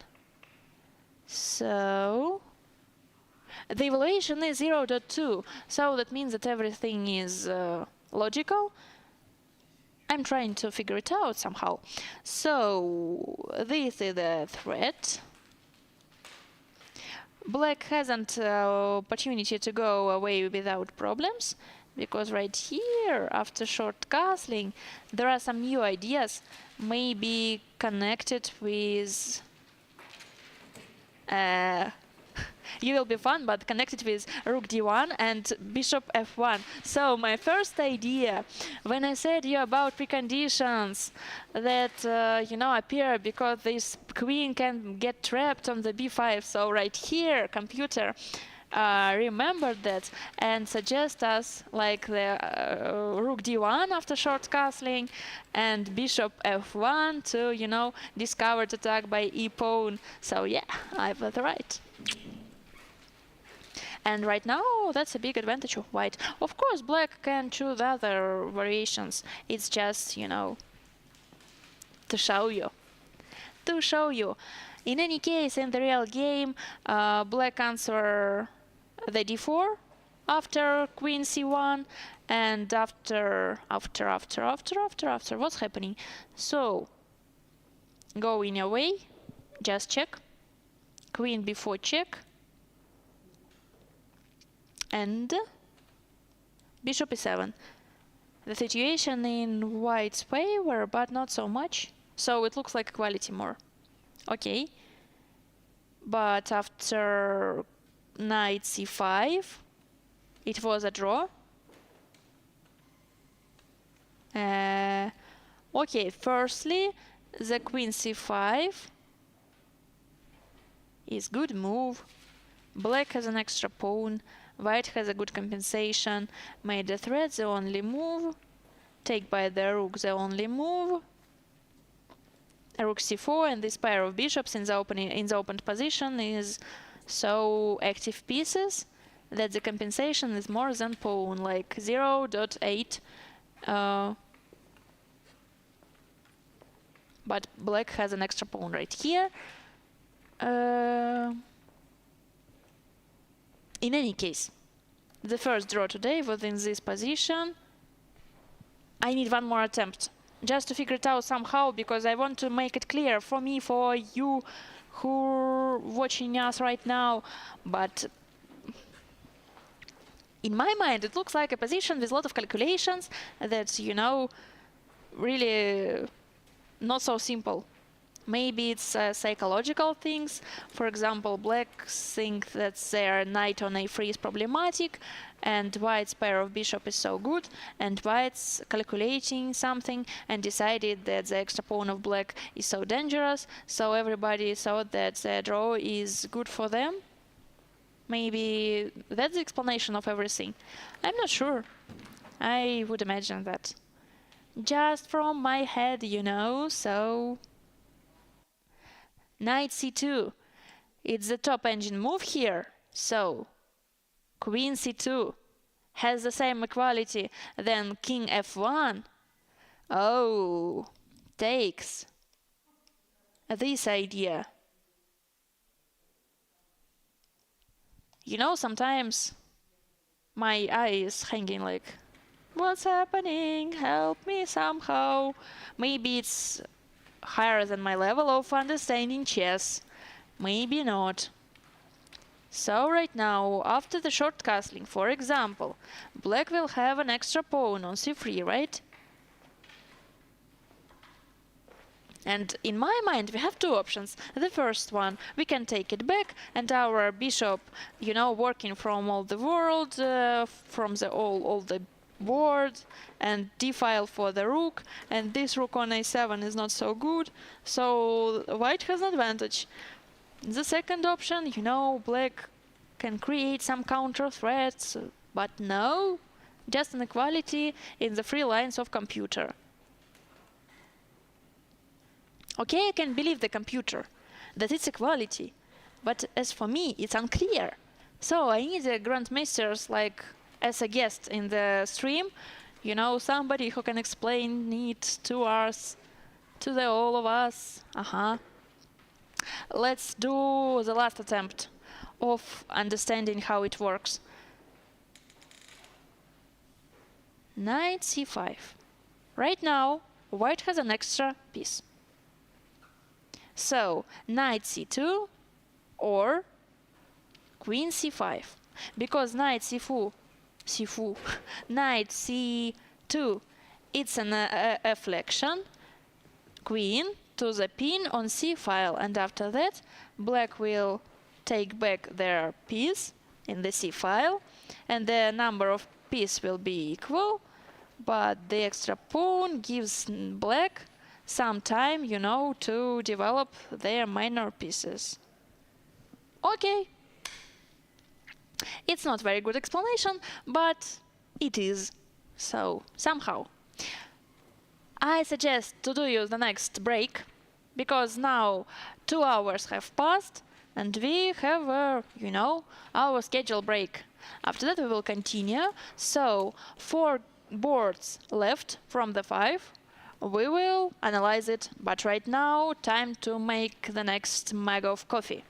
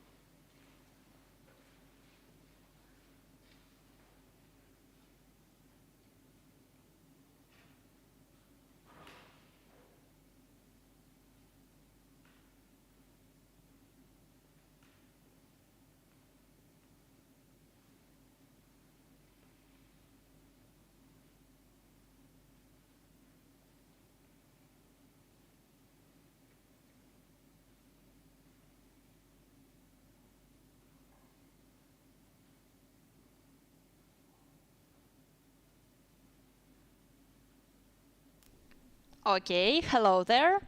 I'm ready to continue our stream. So, during our break, the first board of the second round, 22nd Karpov International Chess Tournament was finished. So, the first board it's a game between Satvani Raunak and Valieja Pons Francisca was finished by a draw. After this move, so it was 3 times repetition, if I am right. And I am right, of course. It was the situation when I asked Engine and myself how it works, because it looks like White has an extra pawn, just without compensation.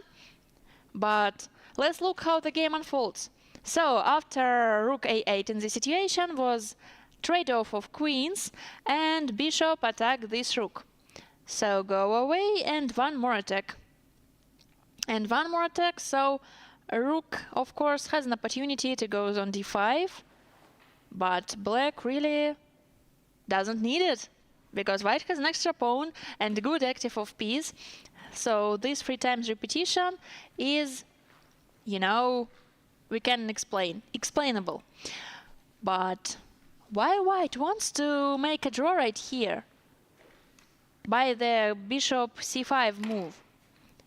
Computer says, of course, it's not my thoughts, it's computer's thoughts, but in this situation, White has a great advantage after a4, because a4 is a passed pawn, in the end game to the queen. And right here, of course, after the a4, opponent can take this pawn. Okay, Rook goes somehow, somebody, and the next move a5. This pawn is isolated. So maybe it looks like a chances for the win. At least computer says the evaluation rate here is 0.7, so it means a lot. But somehow in the game, White decided to force the draw by 3 times repetition. Maybe it depends on, situation. For example, yesterday, Tabatabai had a problem with the healthy after some strange emergency, and today, things happen. Maybe that's the reason why White decided to fix that. Because situation looks like good for the White, better maybe. An extra pawn, a more active piece, a weak pawn on c6. Of course, pair of bishop in the open center in endgame can be dangerous, but right here it looks like no. At least for me with an engine. So let's remember that. That means that 3 games left. Let's look at the details. And we will start from the second board. So right now Tabatabai plays white, and his opponent Vahidov Shamsuddin plays black, and it was g4. It was g4 in the board. Yep. After queen d2 and rook c1, White spends 4 minutes. And 4 minutes is enough for find this move, so maybe it looks like legendary thing only for me, and for grandmasters it's like, okay, just block their file. What's the problem? Right now it's time for thinking to black, so Vahidov Shamsuddin spent like 20 minutes so far, and he continues to think after g4. So maybe his ideas with open F file was finished, and he's trying to create something new, because right here he has the only last opportunity to open the F file after this taking. For example, check, king h8, and h takes g3, something like that. Black has a counter threat right here. Maybe not so dangerous, maybe not in this moment, but potentially. And that means that White cannot go ahead and creating a checkmate by the queen and the rook. No, White should control the squares from the queen, control the first rank from the checks, so you know how that works. But after g4, the ideas of black were finished, and right now time to, something scary from the white side. Maybe a rook f8 with winning a pawn. But pawn, it's not the most important thing. The black's king and j8 can be checkmated. That's the point. Scary, very scary. So the evaluation right here, if you are interested, is plus 1.5, more than a pawn in white's favor. So. Maybe it will be the first victory in this tournament. I don't know, but we are continuing to watching. And right now, I suggest you to go to the fourth board. Sugirov plays white, Marcharosyan High plays black, and that's the equalist endgame in the tournament. So the pawn structure is equal. The pieces are protected and very reliable situation for the both sides. Yep, the last 1, 2, 3, 4, 5, 6, the last 6 or 7 moves was without captures, but wait a second. The number of pawns is equal. That was an interesting trade. And right here, let's look from the beginning. Right here it was an endgame, we saw that, so bishop d7 to trade bishop e2 to avoiding that. So black wants to trade, of course, because it's make defense easier. White tries to keep the pieces alive in the board, predictable, very predictable. So rook doubled in the d file with some kind of discovered attacks. And no, after a6, for example, we have no ideas with discovered attack. Because, nothing is working. Black will be take firstly.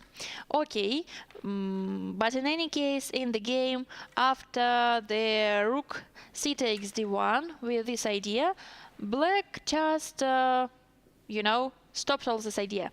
With knight d5.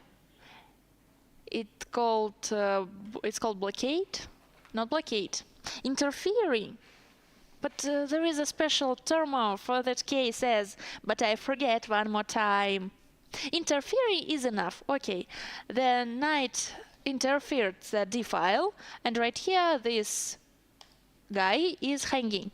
So, for example, if we want to try to win something, takes, of course. It's a desperado idea. It's not working because of knight d5 with an extra pawn for the white. But the point is, black should not take in the same place. And after knight e8, it can be a knight takes c3. So the only move to keep this rook from the threat, and takes. The same situation, the number of pawns is equal, the pawn structure is reliable for the both players, so drawish endgame, very drawish endgame. Whatever in the game was taken in the d5, taking on the d6, knight c7 looks like the only move who, pretending to be active. One more trade-off. That's their para in the, in the screen. So you can see a camera from the tournament hall. Yeah, it was a trade-off on the d2. And Haik is starting to thinking. Maybe it will be a draw, maybe not. But right here the evaluation is 0.0 in the all three lines, so it can be draw.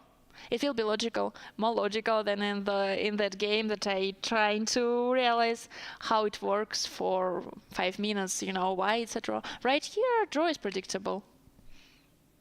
So this knight after a6, for example. No, a6 they're not. No, the same evaluation. Maybe white has chances to looking for something in the endgame, because as you know, usually the team of rook and the bishop is better than the team of rook and the knight. Just because of rook and the bishop is a long way pieces and they understand each other. And knight and rook different. They are different. They can't be together. They cannot be together. So, whatever the situation is equal, but maybe white has more chances to looking for something if they want to. Okay, right now 0.0, as I said before, but everything can be changed or not. Let's look at the fifth board. Am I right that it was knight e8 and king e8? Yep, it was in the game. They're thinking. And maybe it's better to play with the bishop against knight when we use our open position. So, let's go to the next board. So, the fifth one, Artemiev Vladislav plays white and Nestor Forseni plays black.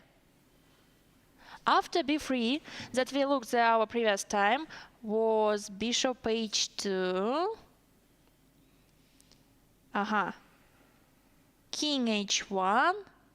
And bishop returns to the e5. That idea, I remember that, but right now I need to check this word in English.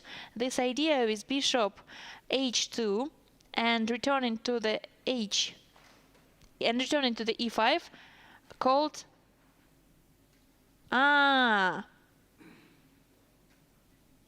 no. This idea called pendulum. Pendulum. Do you know the word pendulum?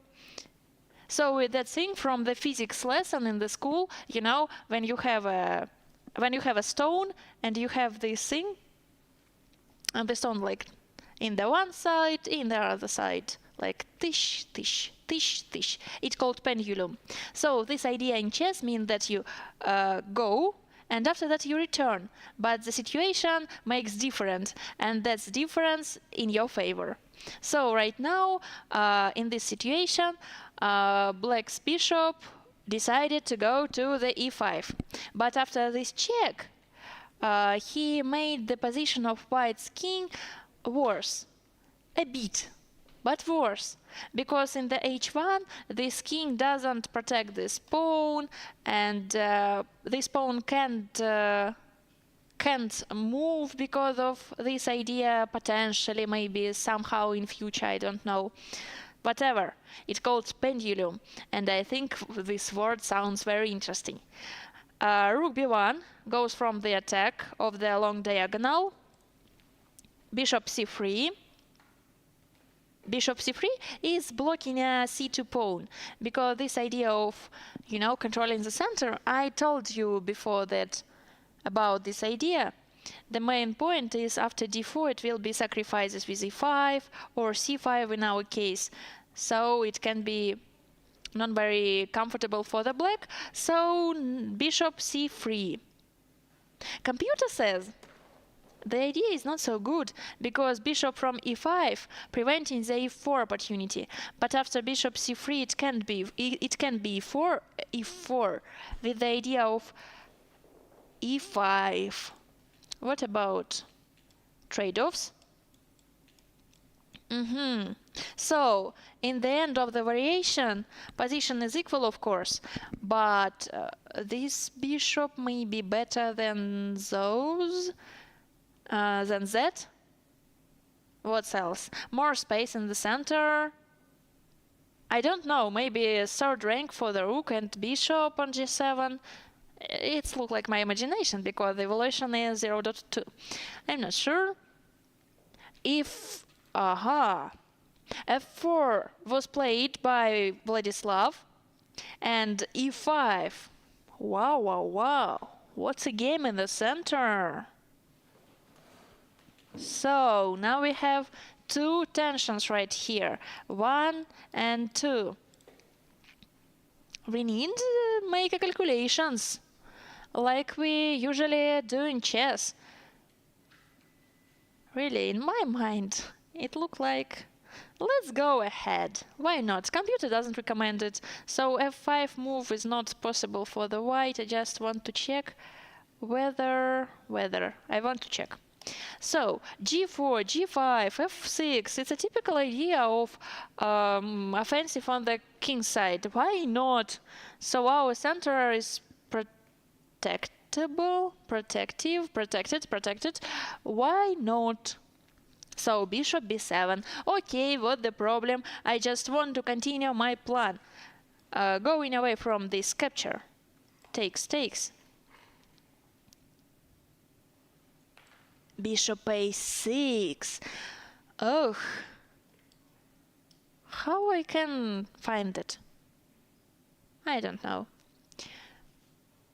Oh, the top engine move right here for the black is c5. To discover the bishop, of course. So this idea is a threat. And if we take it firstly, it will be e4 with a fork, and after fork will be a pin, so white lost a piece. Of course, it's not working, and we have not a way to protect it one more time, right? Okay, so that's the reason why we should make the trade-off right now or in the next move. But this trade-off isn't working with f5, because f5 is a start of the offensive of pawns, but of course if we want to do the flank attack we should close the center.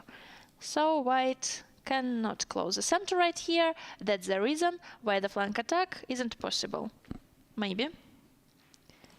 So after e5, computer recommends to take the pawn in the center in any sequence. You can do that firstly or that, whatever. So two pair of pawns will be disappear from the board. For example, takes,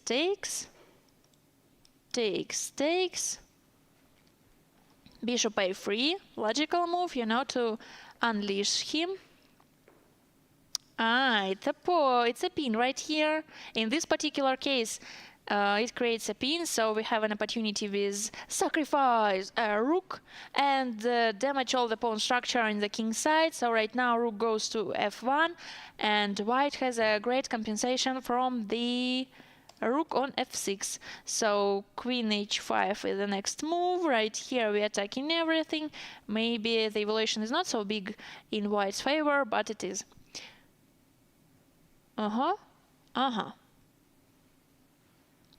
Not totally clear. I cannot say that it's so clear for me, but I can feel it like it can be possible.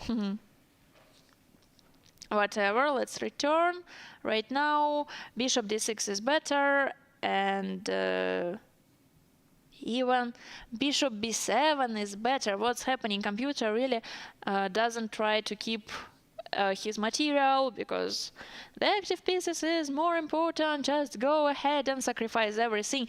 It's working with the computer's brain, but as for human, I'm not sure, because you know, the tournament requires a lot of responsibility of every player. I told you about prize fund in this tournament, more than 13 millions of rubles. So maybe it's not so easy to sacrifice something with these tanks, right? Or just in my mind. All of I say is my subjective opinion. Do not forget that. Okay. Right now, white has only 21 minutes in their clock, so time is running out.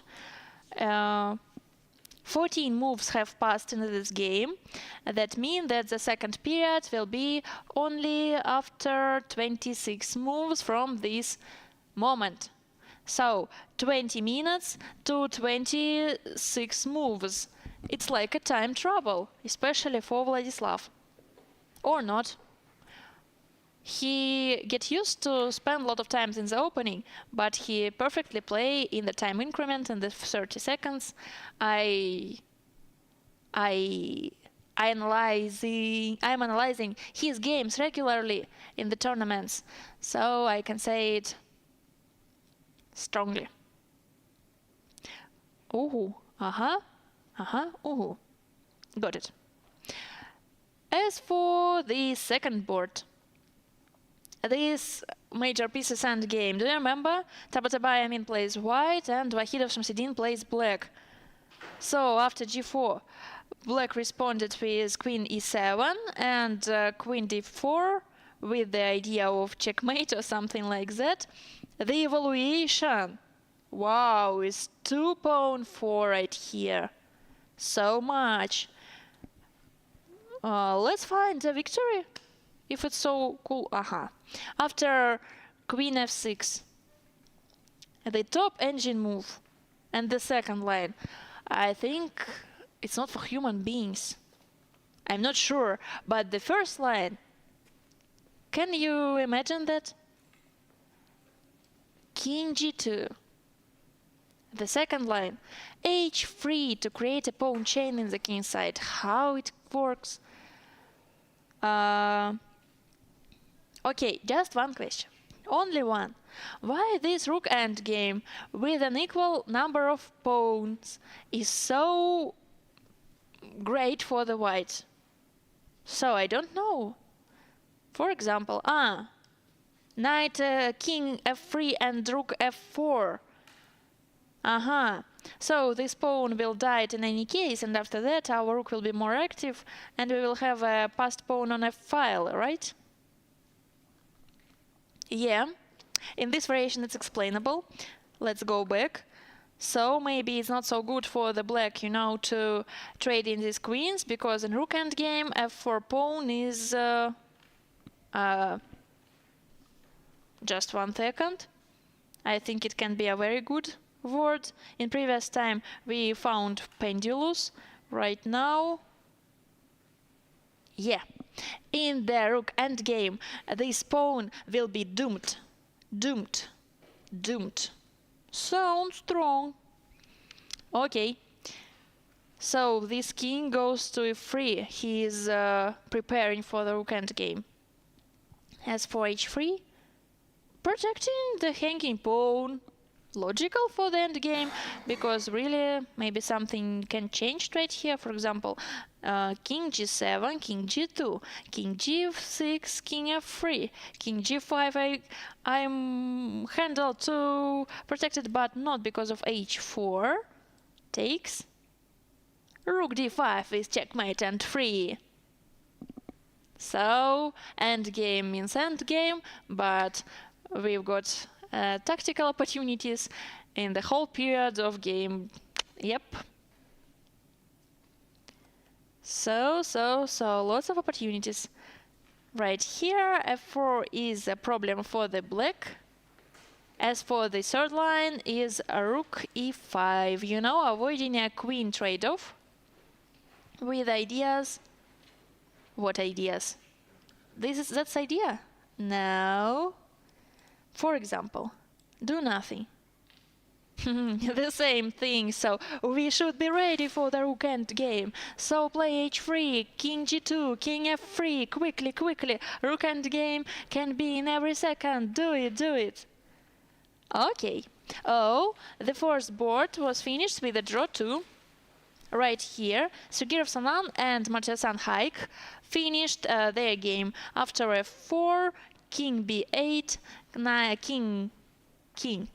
b8, king f2, and king e7. Whatever, they made an agreement of draw. So right now it's predictable because the evaluation is 0.0, as I said before. And right here we have 3 draws in this round. Yesterday was 5 of 5 draws. Right here 3 of 3. But the last 2 games, it's very interesting for our analysis, because in the second game, as you remember, it's the advantage of in white's favor, like 2 extra pawns. In the last board, something interesting here. The evaluation is equal right now. But a lot of pawns in the center, middle game, everybody trying to create an attack. It's big potential of tactical opportunities. Okay, As for capitalizing right here, after Queen f6, so White has 46 minutes in the clock. It's enough time to calculate everything. Maybe, it's not very fun fact. It's just our life fact. So, as you know, really, maybe I should say something more specific right now. Yep. After some pain or trauma in your real life, your next game usually unfolds better. So I remember a case from my life, for example, when I, during the tournament, lost a kettle of water to myself, very hot water, 100 degrees in Celsius in my legs, so it was very painful. I was screaming, so it was during the tournament, and I finished with 2 victories. It was a Euro Championship, if I remember right. So I had a second place. It was very good for me in that moment. And as you know, yesterday, Tabatabai has a trauma of leg. Things happens, and right here he has a better position in this game. Maybe these things are connected, and it's really a sign of good luck for chess players. Had some trauma during the tournament. Really, it sounds strange, but it works. Maybe when our body feels that something is painful, this body concentrates to the works, to looking for chances to survive. Maybe it's a biological program. It's just my theory, but it's working. So, Queen G2. Queen G2 is hard to play, to be honest, because it looks like the black's king is so bare, without pawns who should protect him, and usually you want to exploit it in your business, create a checkmate scheme or something like that. So maybe that's the reason why me in the game will be thinking about rook e5.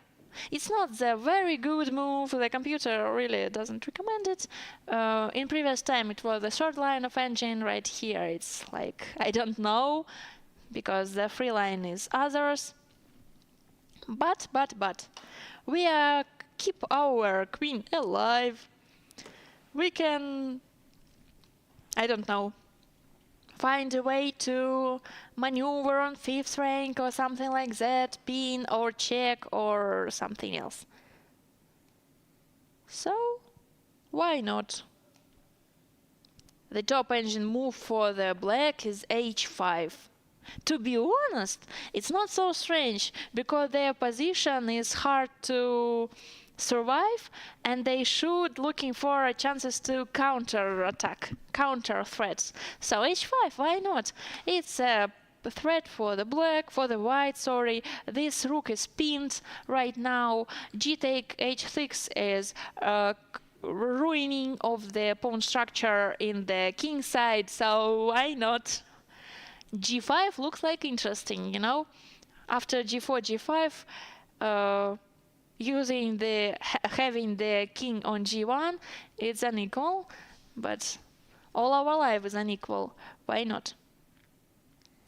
Something like queen c6, rook d5. So we are going to our checkmate plans right here, because this diagonal is opened right now and this threat is serious. For example, black doing nothing, takes, and h4. Computer prefers the reliable variations in any case, so if you can create a pawn chain, do it. If you can prepare your king for the rook endgame, do it. Just in future. Sometimes you will be needed. Okay, maybe he's right. I think he is. In our situation, we're thinking for the 10 minutes so far, and they're continuing, so I want to check what's happening in the 5th board. After the e5, it was two trade-offs, the first one on d5, the second one on e5. Right now, black has an isolani on d5, but their pair of bishops is so great.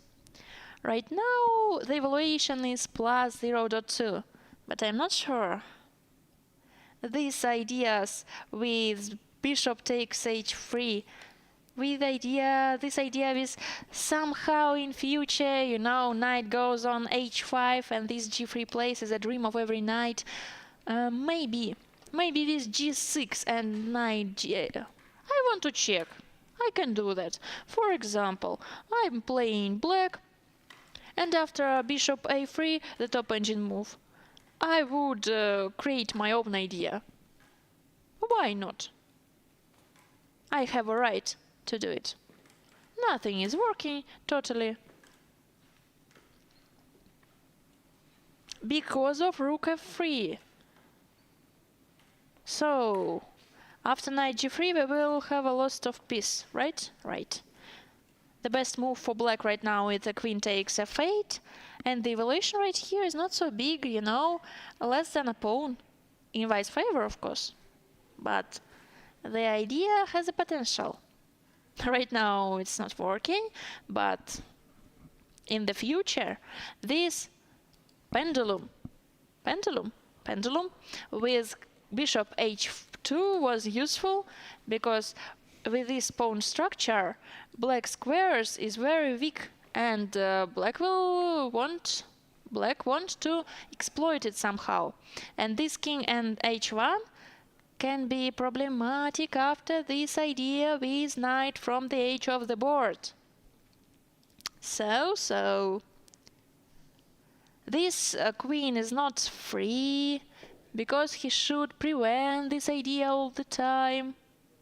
But the computer says everything is okay, and the bishop a3 is a top engine move.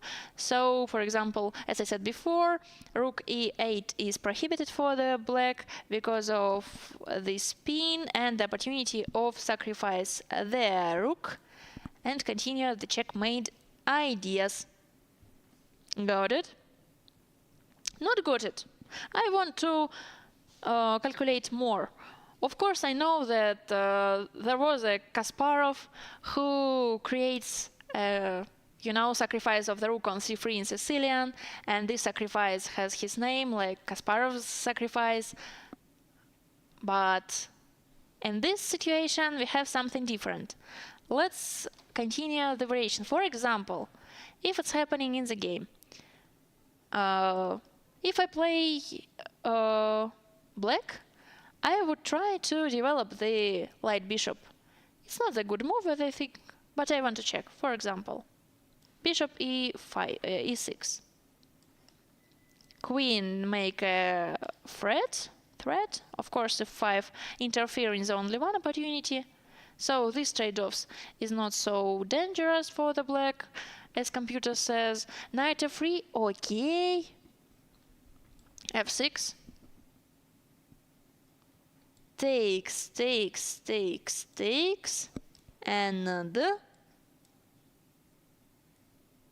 and that's scary for some reason.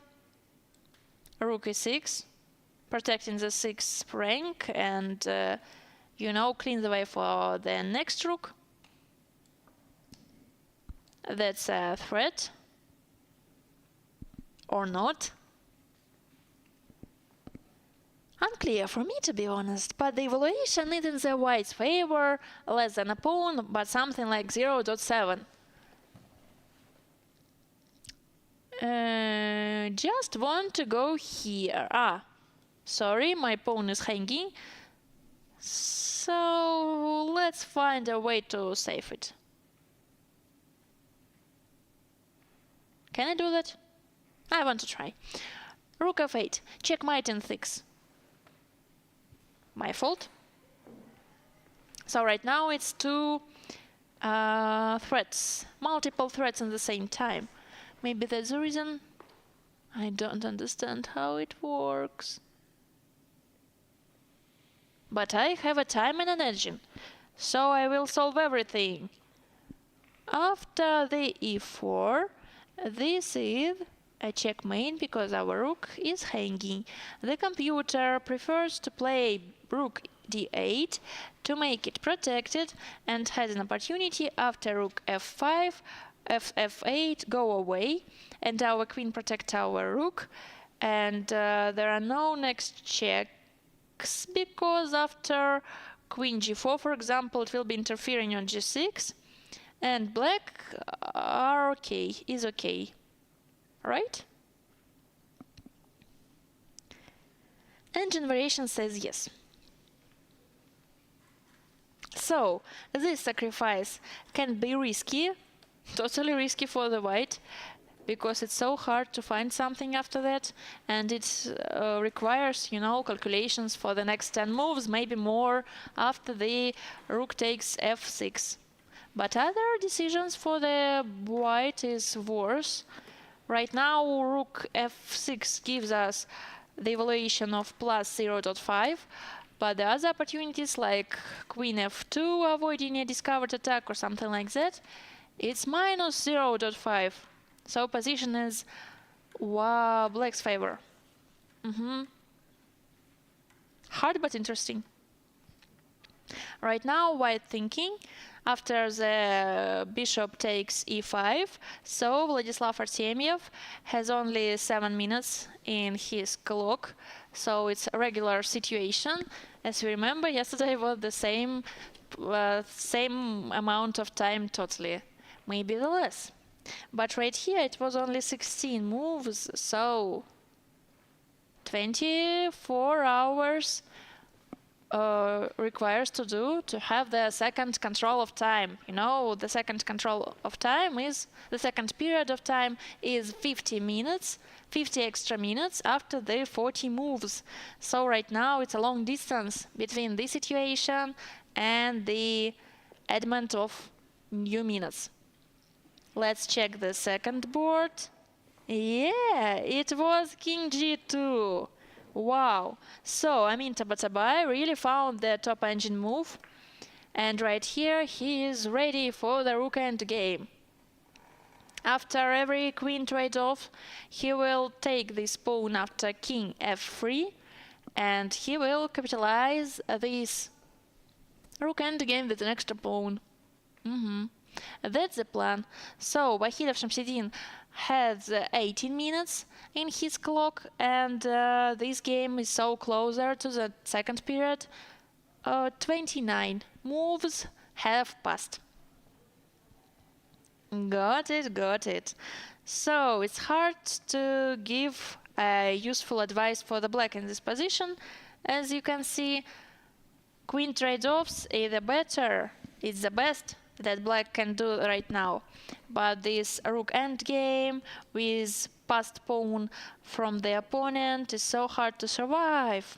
You cannot imagine. As for other opportunities, b6 for example. The top engine move in his style, king f3.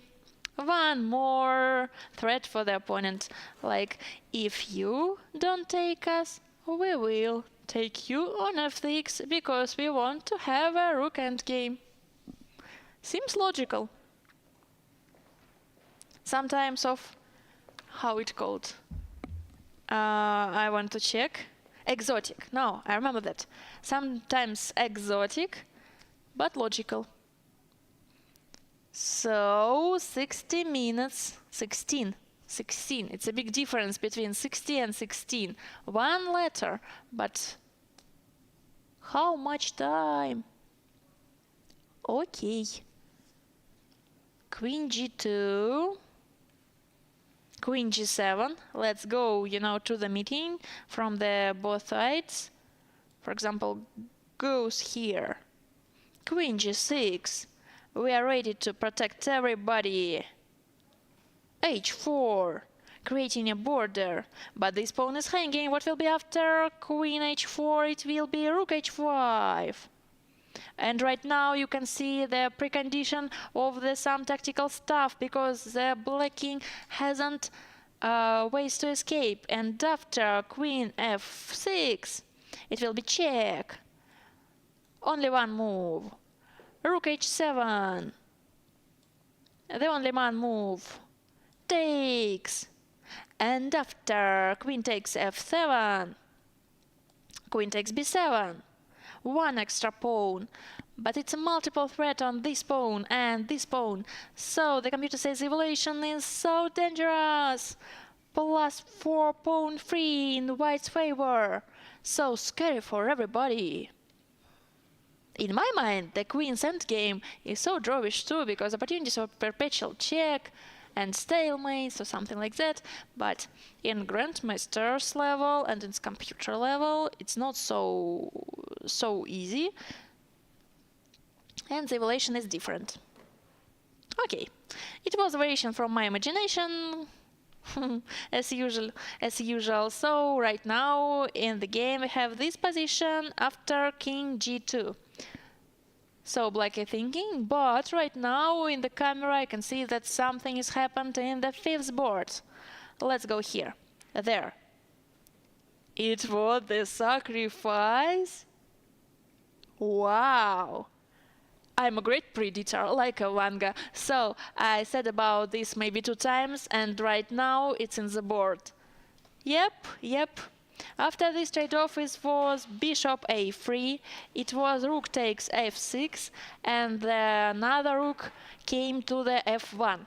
So it seems like a Kasparov's sacrifice, but with a difference, of course, because Kasparov's sacrifice using by the black when whites make a long castling, and after that rooks from c8 takes the knight on c3 without compensation right here, like in the future when we will create the attack it will be interesting, but right here not.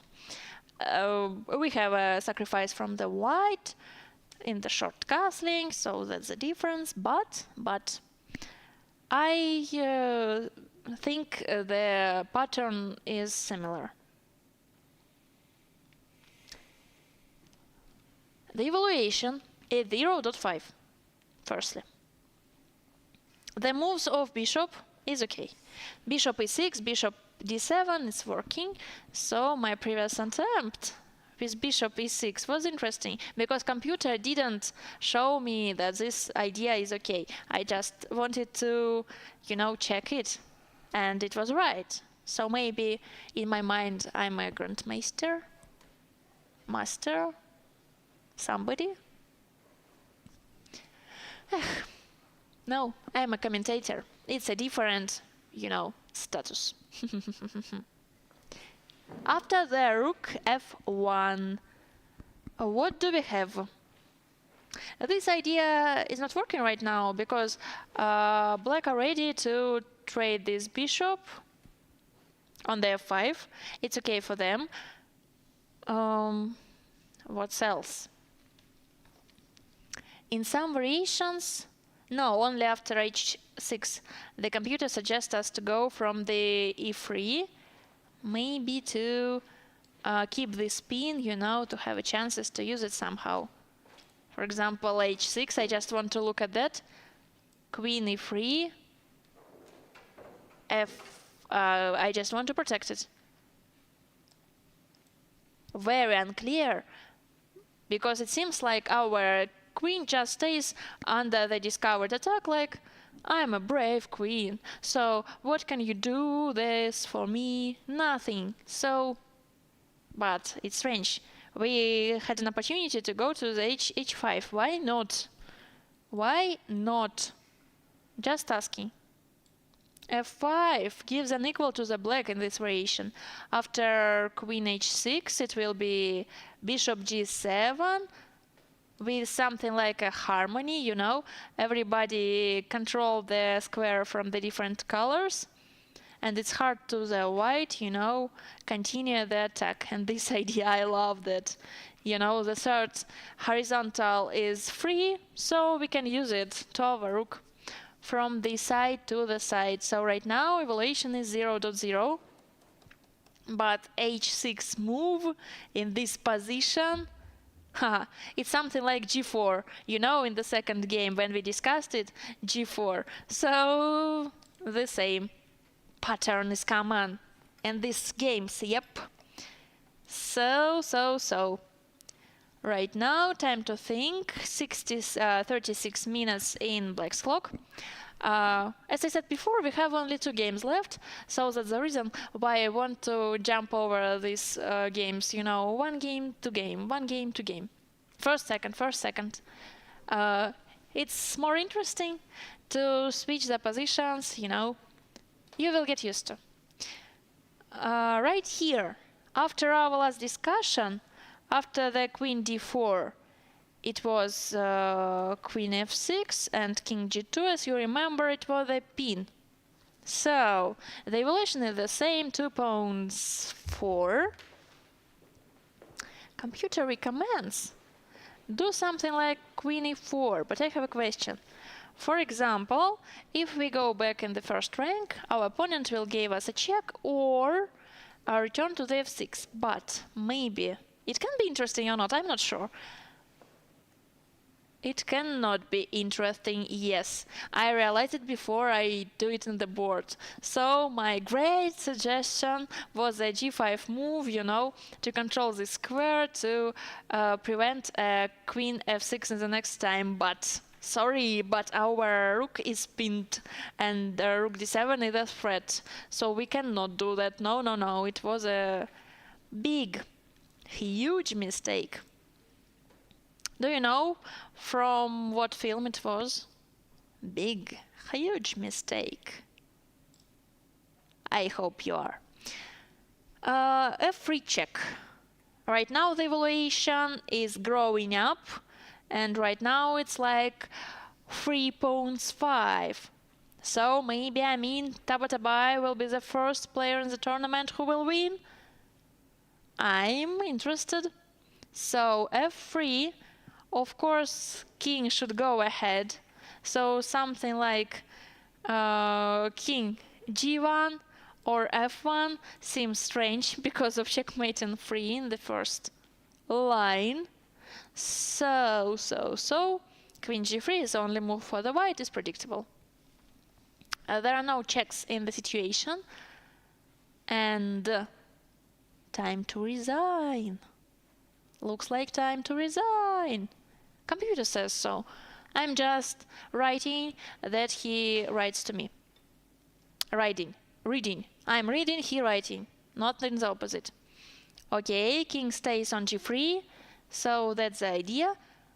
For example, after queen f6, it will be h4 and g5, or g5 right here. Yep, it's working. So everything is okay.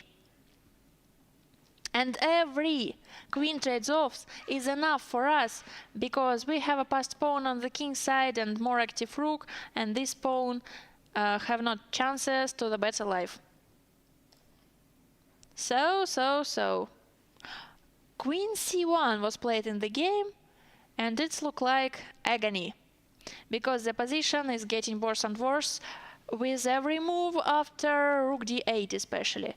So this is a checkmate in 6 somehow, rook f8, make a check, the only one rook d7, the only one queen e5. You know, the major pieces is a good team to checkmate, because they're the strongest one. As for the king g7 in the situation, another check. So this pin is not very healthy for the black. Check, and checkmate. As for the last one option with the king h6, king in the edge of the board with a lot of major pieces in the board. I'm not sure that it's working. This check is not so hard for the white, and you know, computer and his repertoire, he suggests to make a very calm prophylaxis move. Can you imagine that? Just try to guess. h3. You know, in this position, that's a threat, because after king h4, it will be queen takes h4, h2. But after h3, this idea is disappearing, and our king can go in the edge of the board, and that's a checkmate 100%. So right now, time to white, and in this game, in the fifth one, 2 minutes in the white's clock. After rook f1, it was played f5. Knight f3 is the only move for the white. Okay, we will return to this position after this short break, because we have a schedule and we should to stick to schedule. Rules are rules. So don't switch off. We will continue in 8 minutes.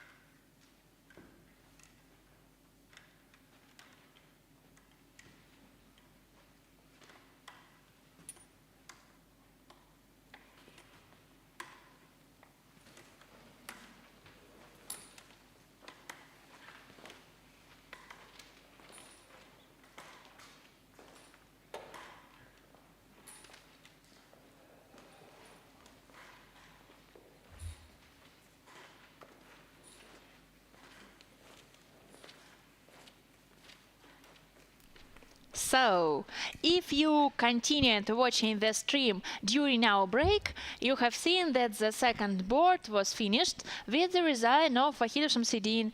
Yep. After the queen c1, it was played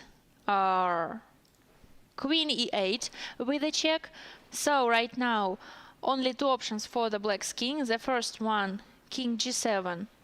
Looks like we should go back. I'm not sure. Ah, that's not the same situation. Sorry. Yeah, right now. So, after king g7, it will be a queen e5 with a check.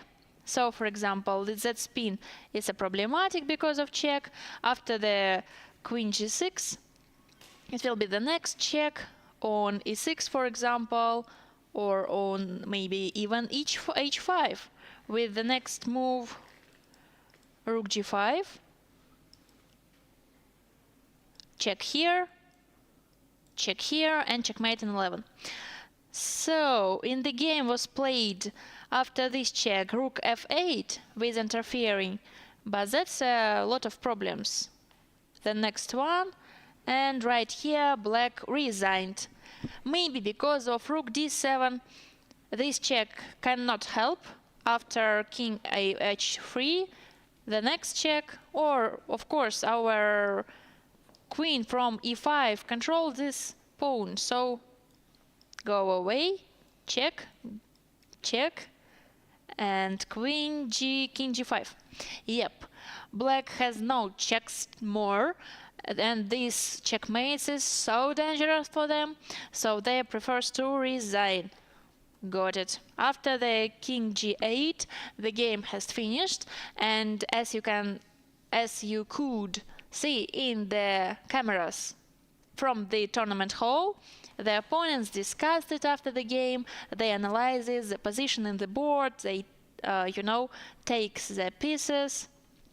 And it's typical practice for the grandmasters, analyzing something after the game in wood pieces, in variations in mind, It's interesting to see. Okay. As for the last one game, firstly, congratulations Tabatabai because he is the first person who has who just win in this tournament in the second round. So it's the first resultative game right here. Superb. Last one game right here. We will look at that very carefully. So, Artemiev Vladislav plays white, Nestor Farseni plays black.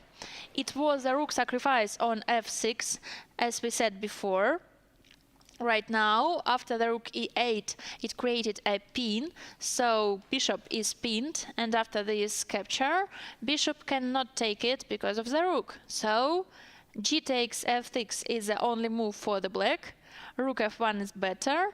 So, after f5, the evaluation is plus 0.8 in white's favor.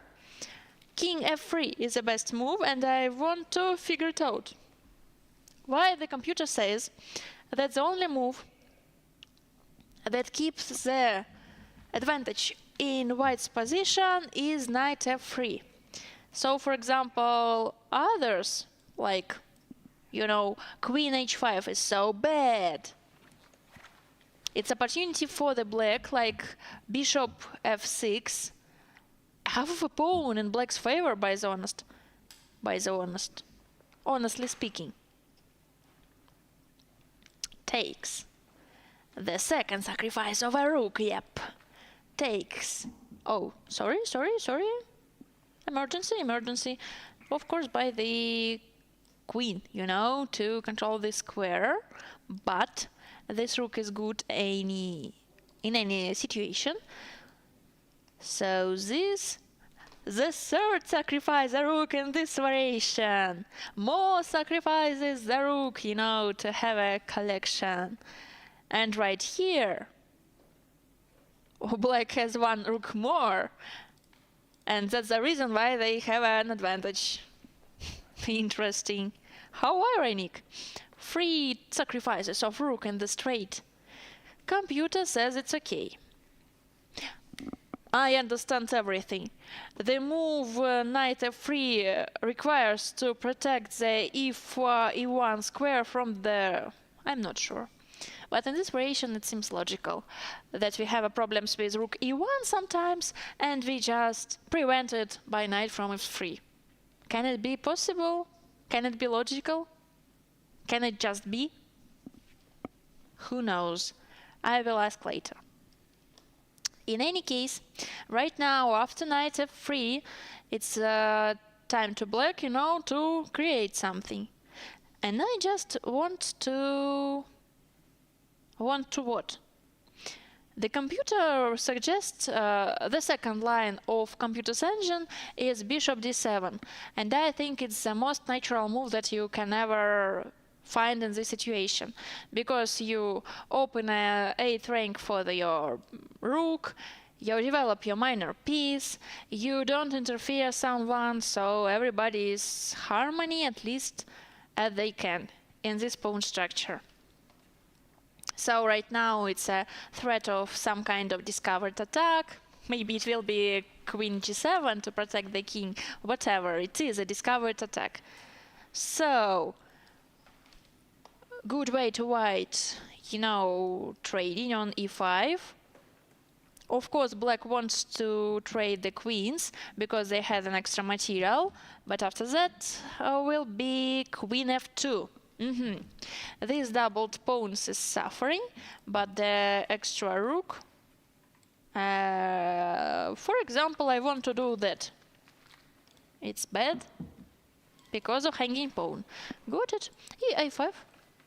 It's bad because everybody that I suggest to do is bad. It's unfair. Okay, bishop c5 with the idea of taking the long diagonal, I think. Yeah, the bishop in the near diagonals aiming at the opponent's king named the Bishop of Horwitz because of chess player named Horwitz who, read an article about this type of bishop. If you want to know history, of course you don't want, but it was bishop d7, it was quick trade-off on e5, right? Yep. I see the, directions of hands on the boards and I can predict the right moves. Yes, it was. Today I predict everything, totally. In the previous game, in this game, every variation that I analyze happens in the game. Maybe we have a really easy explanation of that. I usually try to analyze the best variations, and they are top-level grandmasters, so they are usually finding best variations, but who cares, I'm a predictor. So, as for history, it's not a history, it's just a story. It's not a story. It's a butterfly. Bishop. Bishop can be blocked only by pawn chain. Pawn chain, it's a worst enemy of bishop. So, if your opponent prepared the bishop to your king, of course, you're trying to create a pawn chain in his way. It's typical thing. But if your opponent prepared two bishop, a pair of bishop, you cannot fighting with them because you have not enough amount of pawns, to create a lot of pawn chains. So at least one of your opponent bishop will be dangerous for you. So that's how Horwitz bishops works. Okay, queen f2 was played in the game. Maybe that idea will be in the next move. It will be very funny. Because everything that I tell to you happens. Okay. To give you more information, it was a 20-second move, like our tournament, because our tournament is 20-second Karpov International Chess Tournament, and 20-second move, so it means that you need make 11 not 11, 18 moves before the second control, when we will have more 50 minutes. Right now, white has 2 minutes in the clock, black has 90 minutes in the clock, 19. So, time is running out. The position has a lot of tactical preconditions. It means that everything is nervous, tension filling the air. Eternal anxiety. I don't know, but I'm sure something it is. Price fund, as you remember.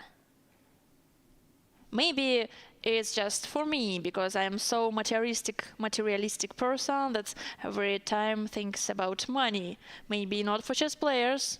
Maybe they're just sure that chess is, art, and do not think about the price. But as for me, yes. Even in case it's their prize, not mine, I remember about of that. So. After the queen goes to f2, this idea with bishop become possible. Of course, because we control d4 square, and that bishop can be very useful for the black. How they can avoid it? Maybe d4? What do you think about d4? Of course, you think that it's a blunder. You're right. What do you think about rook e6? To goes here, maybe to double or even triple our major pieces on e file, and after that maneuver. So our pawn is hanging, sorry. But no, computer says it's interesting. Rook f6 is a pin. This bishop is not hanging. This discovered attack is not so scary because of opportunity. 2 goes here. So black king is escaping and in the same time protecting their rook. So right now, after the whole thing, the evaluation is 0.0. So pair of bishops in endgame, it's so dangerous thing that right now they're compensating the lack of material. Maybe it's not lack of material. 2 extra pawns, right?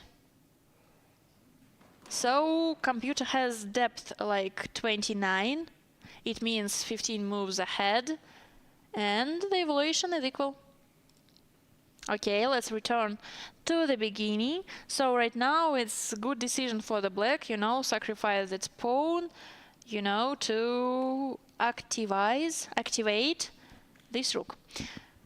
If I want to do the same thing, but without sacrifice, like rook b1 or rook b8, rook b6, and rook goes something here, for example. No, rook b8. Bishop c5 with a tempo. I want to go here with this idea. Just queen takes a7. Computer says hanging pawns, we need to take it. So after queen takes a7, it will be close to equal material. Interesting. As you can see, Artemiev Vladislav just walking in the tournament hall. It's funny because we know that in his clock like 2 minutes 46 seconds. He unnervous, totally unnervous. Calm as stone. I don't know how it works, but if really I would, sit in the table and, be prepared to the opponent's move to respond him quickly, because less than 3 minutes in the clock. But he's just going, walking near the table, and why not? Why not? Opponents is thinking, so time to make a promenade. I don't sure that this word exists in English, so I want to check. So Yep, it is promenade. Maybe it can be the easier word. Walk, just walk. So make a walk. Make a walk near the tournament table. Okay, Arseny has 14 minutes in his clock. What will be in the future? Our future is unpredictable and scary. The evaluation right now is plus 0.7, so more than half of a pawn, less than the whole pawn. Interesting. Unclear, but interesting for the both players. And right now, time to make a choice. Okay. Moves by that rook are very dangerous because of losing a pawn. We said it. A5. Bishop c5. Yeah, so we haven't enough time to make this maneuver. And one important moment, this square is controlled by the bishop. Thank you. For example, I want to go this way. Made an attack. The advantage of white is growing up, to be honest. c3. This sixth rank is interfered by the bishop or by the queen. That's not so easy to play and to understand and to do everything. I like this pawn structure, to be honest, and this bishop. That's a very suffering bishop in this position. As for specific variations, let's return to the initial position. The best move, as computer says, is rook e6. Two options. The first one takes here, goes here. It's a 0.0. I want to check a g4. In our another game, it was working maybe right here too. Takes, goes here. So our king is in trouble, the boss, but our opponent has more pieces, to attack. So, okay, g4 is prohibited. Just joking. Of course, discovered attack. Of course, bishop takes h7. Of course, the only move is king g6, king g7. Of course, you have multiple threats at the same time, so you should trade in on f6. And after that, it will be an endgame with a long-term vote. By the way, the pair of bishops, it's a very important thing, because if you lose one of them, you will have a problem. That's the reason why in this position, for example, computer says that bishop d3 is a bad decision. After bishop f5, you have no chances to avoid their trade. So you should play something like g4, right? No, bishop b2, bishop c5. As for g4, another blunder. Every of my suggestion is bad. Thank you. d4. Let's check the threat. This pawn is a backward pawn, so maybe black gain a space, create a good square for the king, and fix the backward pawn, to attack it in the future, like rook c8, bishop a4 after king e5, so they have an obvious plan to realize. I can agree with that.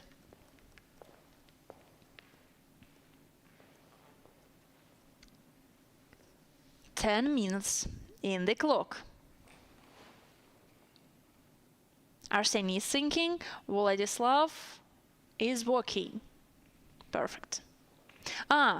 It's a Russian derby. I might tell about that. Now he is returning to the table. So, Russian derby. Two Russian players play each other. In this tournament, 7 countries and 3 participants from the host country, from the Russia, is Artemy Vladislav, Mr. Farseni, and Vladimir Malakhov. So Vladimir played the draw yesterday too, and these 2 Russian grandmasters played each other, and it was Rook e6. Yep, I've seen it in the camera from the tournament hall. Rook e6, the top engine move in this situation. It likes bishop f5 is not the good decision for the white, and the computer recommends to the white side play something like bishop c5 with the next maneuver to the d4 as in previous time, you know. Even if the rook controls the g6 square, even if the g file is protected by the rook, in any case you should improve your bishop, your dark bishop, because your bishop is the team. Okay, 2 minutes to make a decision.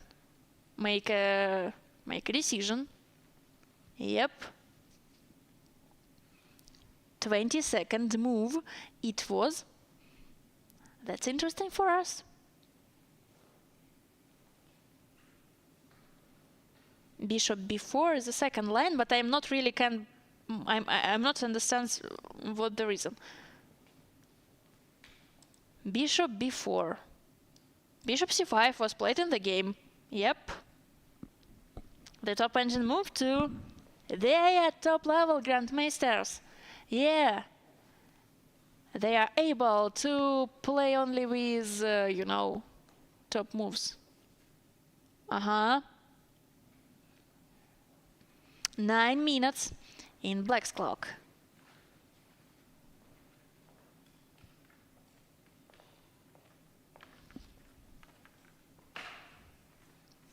What can be here except of rook g6? Rook h6. Have this move got sense to do it? What it was? Yeah, rook g6.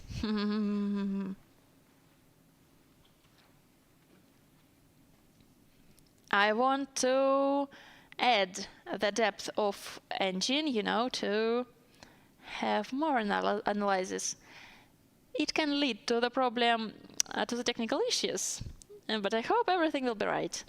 You know, the possibilities of computer is not unlimitless, but sometimes you want to continue your calculations. In previous time, the computer shows me one evaluation. Right now, no, right now the same. 0.7 or 0.6. No, 0.5, 0.6. It's not a really important thing. It's just, you know, like competition. So be logical, please. In the depth of 28, that means 14 moves ahead. The computer shows me 0.5. After the rook g6, I thought about the counter idea with g2 square, but it sounds funny because of f5 pawn, so it's not possible. What do you think about g4, like in our previous game? Not so bad, you know, just equality. That's a pin. d4, opening a diagonal for the checks. That's the only move. Check goes away. Look, it's interesting. No, in the game was another variation. That's not our particular case, but as for me, that's interesting material to analyze too, because right now we have this threat, we have this opportunity. What's so... battery and h1. So king h2 is the only move to protect it, and after that we have free time repetition. No.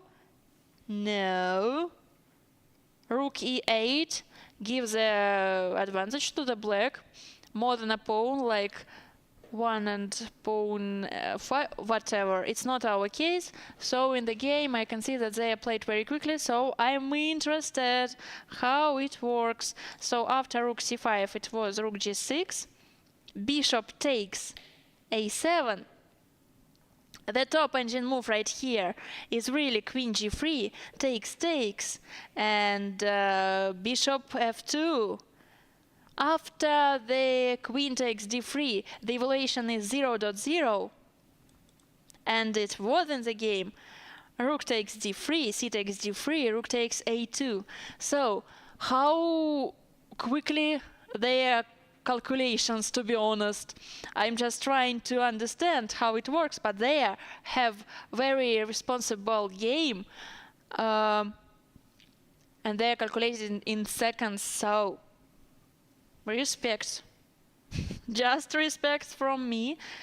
So right now it was 27 moves, less than a minute in the white's clock, 10 minutes in the black's clock, and the evaluation is 0.0 in the whole 3 lines totally.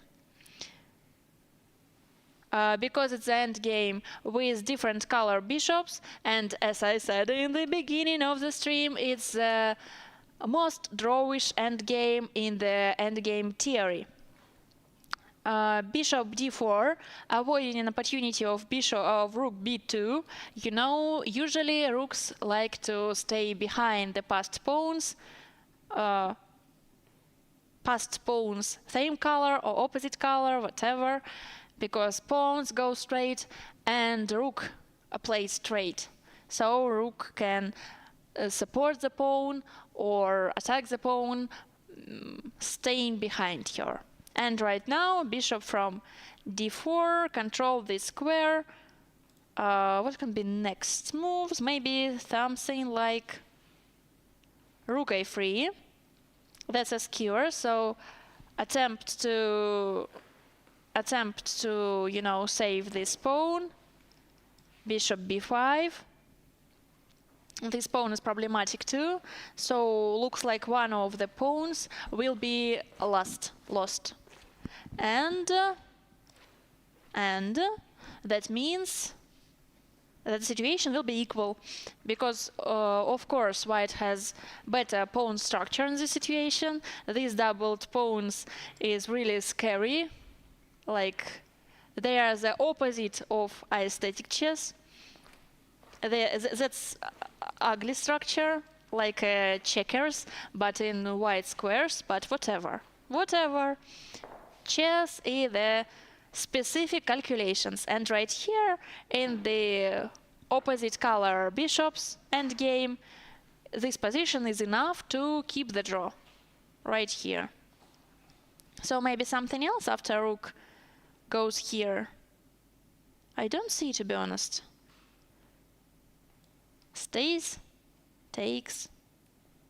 So of course this king without luft can no, it's not a problem, so nothing special.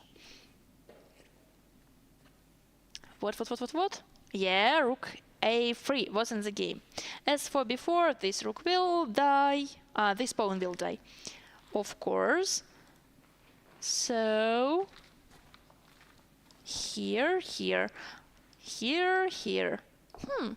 It's the best comment that I can give to you, you know. Here. Take. Here. Enough, I think. So they are doing something. Rook goes to f3. Do they want to agree to the draw or not? Let's check it. For example, take here, rook g3, right? Is it a threat or not? Yep. It's a checkmate in 3. I'm ashamed sometimes that I make some silly blunders. Of course, check, and the second check, and the last check. It was important, you know, to find in the game, but there are a lot of ways to avoid this idea. For example, computer really suggests us to sacrifice something. f6 or f4. I prefer f6 to create a new square for the king. After bishop takes f6, it will be rook takes b3. Yep. And the situation is completely equal. Because black get rid of their doubled pawn, so okay, it's enough. As for the b4, something like king f7. Go away from the open line and have this idea and this idea. So opposite color bishops. You know how it works. Yeah. Of course, Grandmaster cannot make a blunder this scale, like losing a checkmate and free like me, so it's not a trap. It's just a variation that you should calculate, that's all.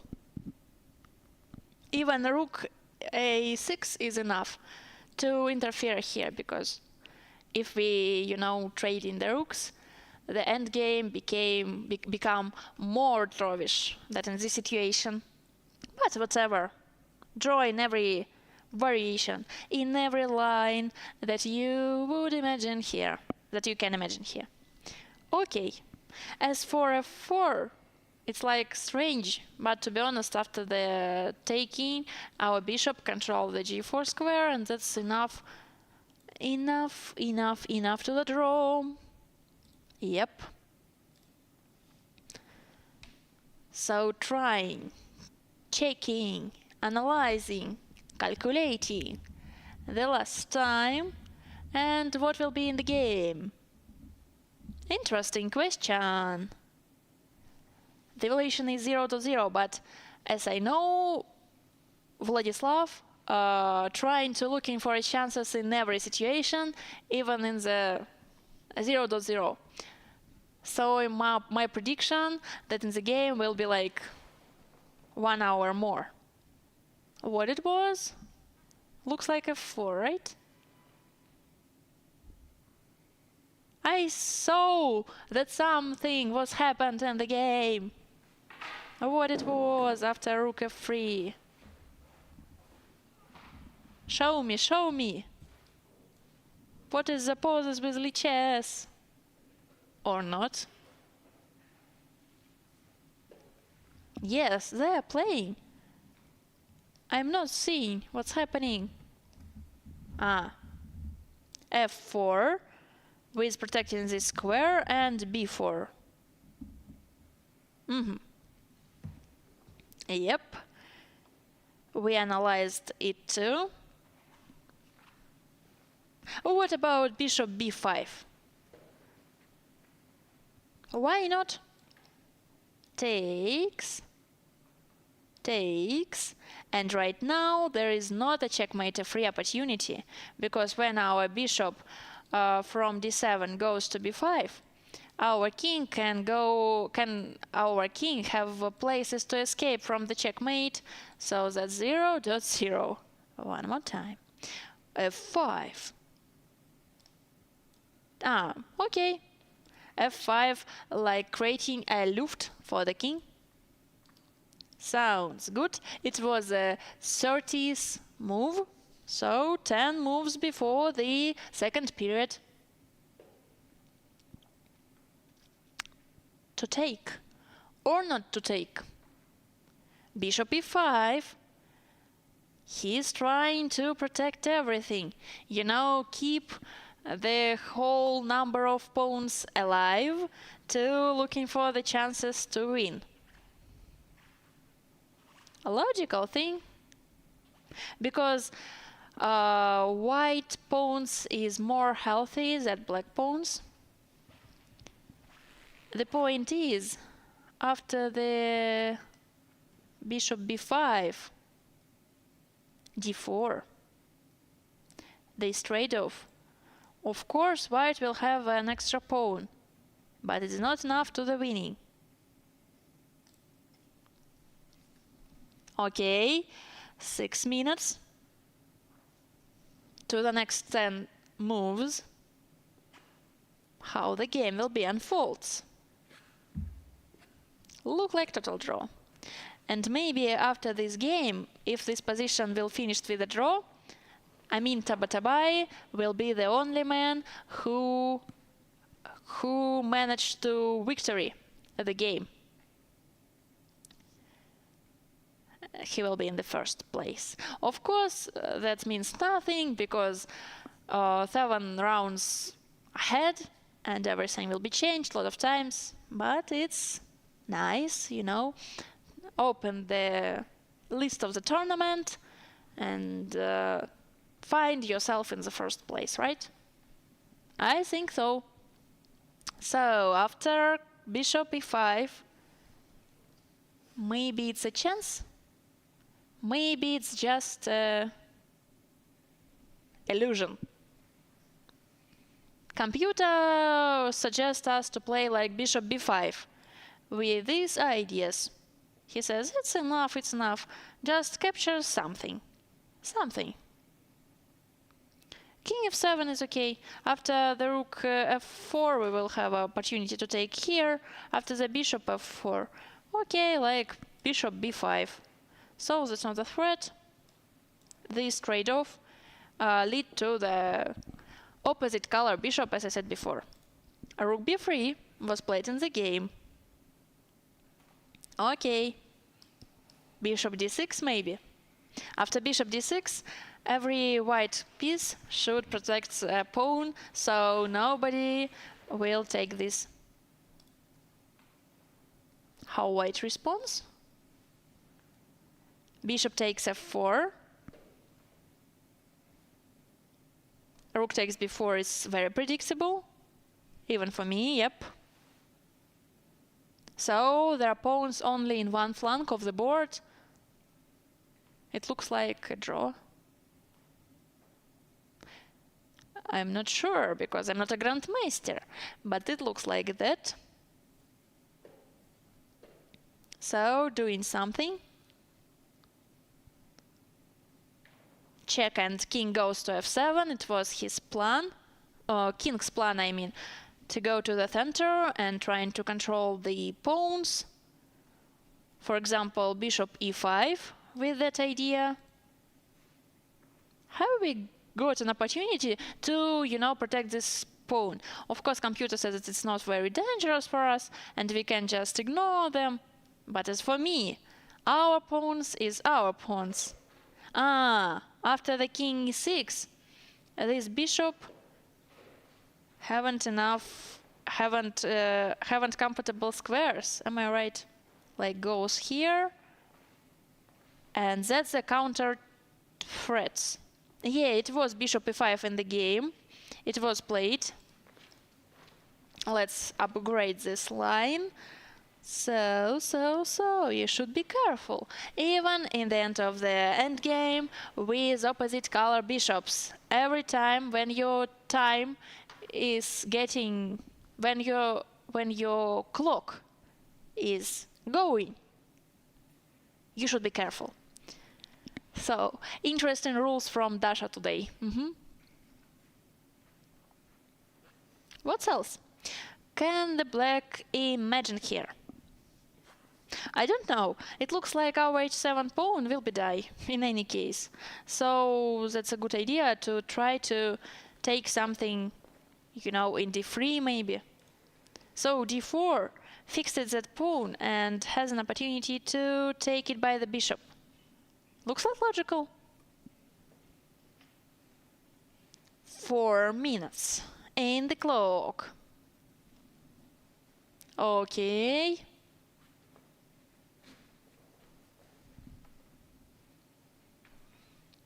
You know, scary to do something wrong and the whole game will be lost.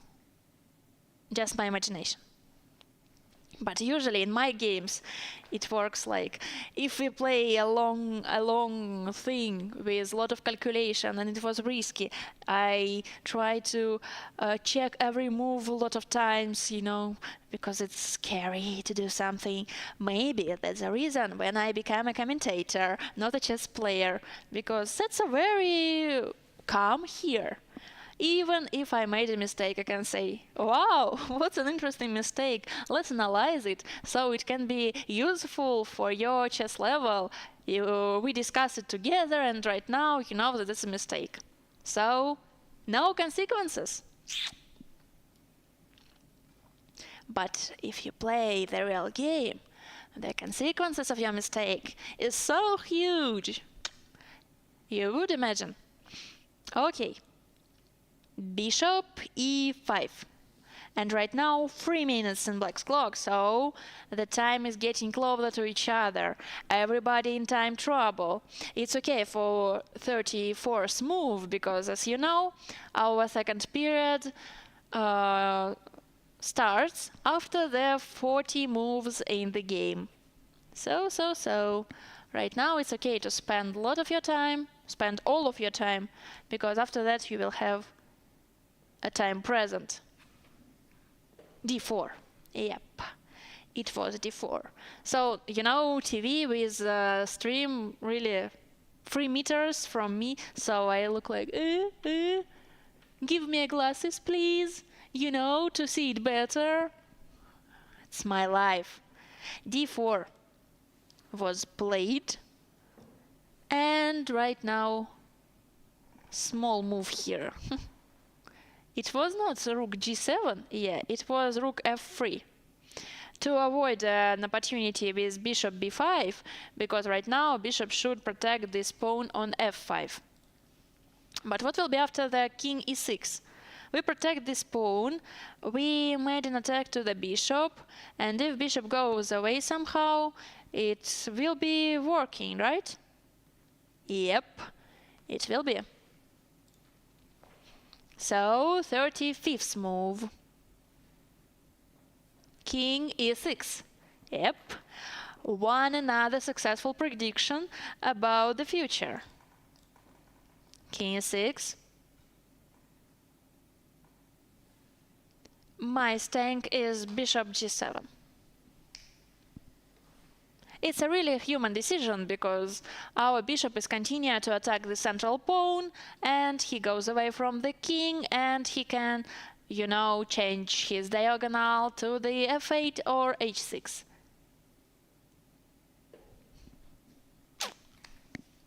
Yep, it was in the game. And my next prediction is bishop b5. Because our king right now is protected this pawn, so our bishop is free and we want to use it. Bishop is free-liked piece, so they need a space to move. Why not? Or it can be a king f7, you know, to suggest a draw by repetition, but as I know, Artemiev Vladislav will not agree to the draw repetition. It's not his style. So, bishop c6. Oh, my prediction was wrong. How can I do that? Big mistake. Rook goes to f2. And it looks like it will be the last exchange right here. After the rook b3, looks like a draw. For example, you can protect it one time, but after the bishop b5, it will be the third exchange. And after that, the number of pawns is not enough to do something, you know, insufficient material. It's always the case. No, it was not in the game. After the rook b3, oh no, this, After the rook f2, it was goes, takes. Look like that 100% draw. And the opposite color bishops, you know. Yep. They are analyzing the game.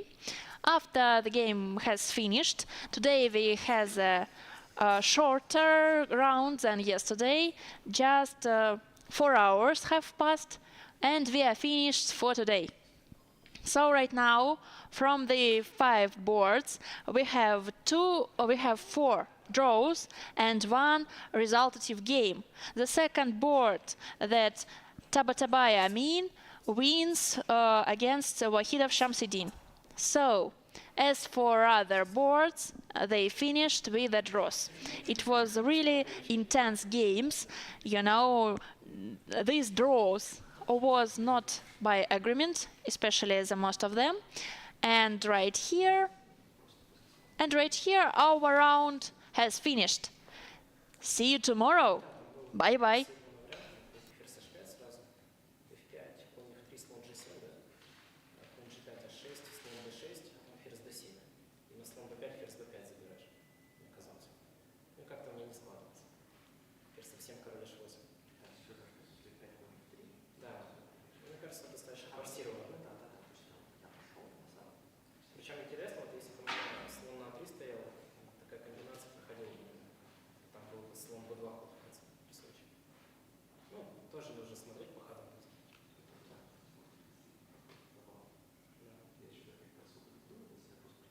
Здесь у тебя срастается, потому что на слоне e5 на d5 у тебя есть, и все. Ну, по всей видимости, выигрываешь просто лишнего. Не, ну, мне кажется, я правильно пошел в d1. Нет, мне тоже кажется, что очень разумно. То есть f5 я видимо должен. f5, да, наверное, правильно. Конь f3, слон d7 тоже, наверное. А как еще? Ну, вот f6, да, еще был. f6, вау. Ну, такой он. А что хочешь? На конь e5 f что ли? Конь e5 f4, Слон f5. ну, вот, Тоже опасно. например, такая позиция была. Мне, честно говоря, не было даже такое ощущение, что как они показали, как-то глупо выходит c4 забили. Просто c4, d4, c5. Просто. Имеешь в виду вместо слона f5, что ли? Ну, да, даже просто любой. Не, ну там у меня позиция комфортная, да, то есть у тебя король слабенький.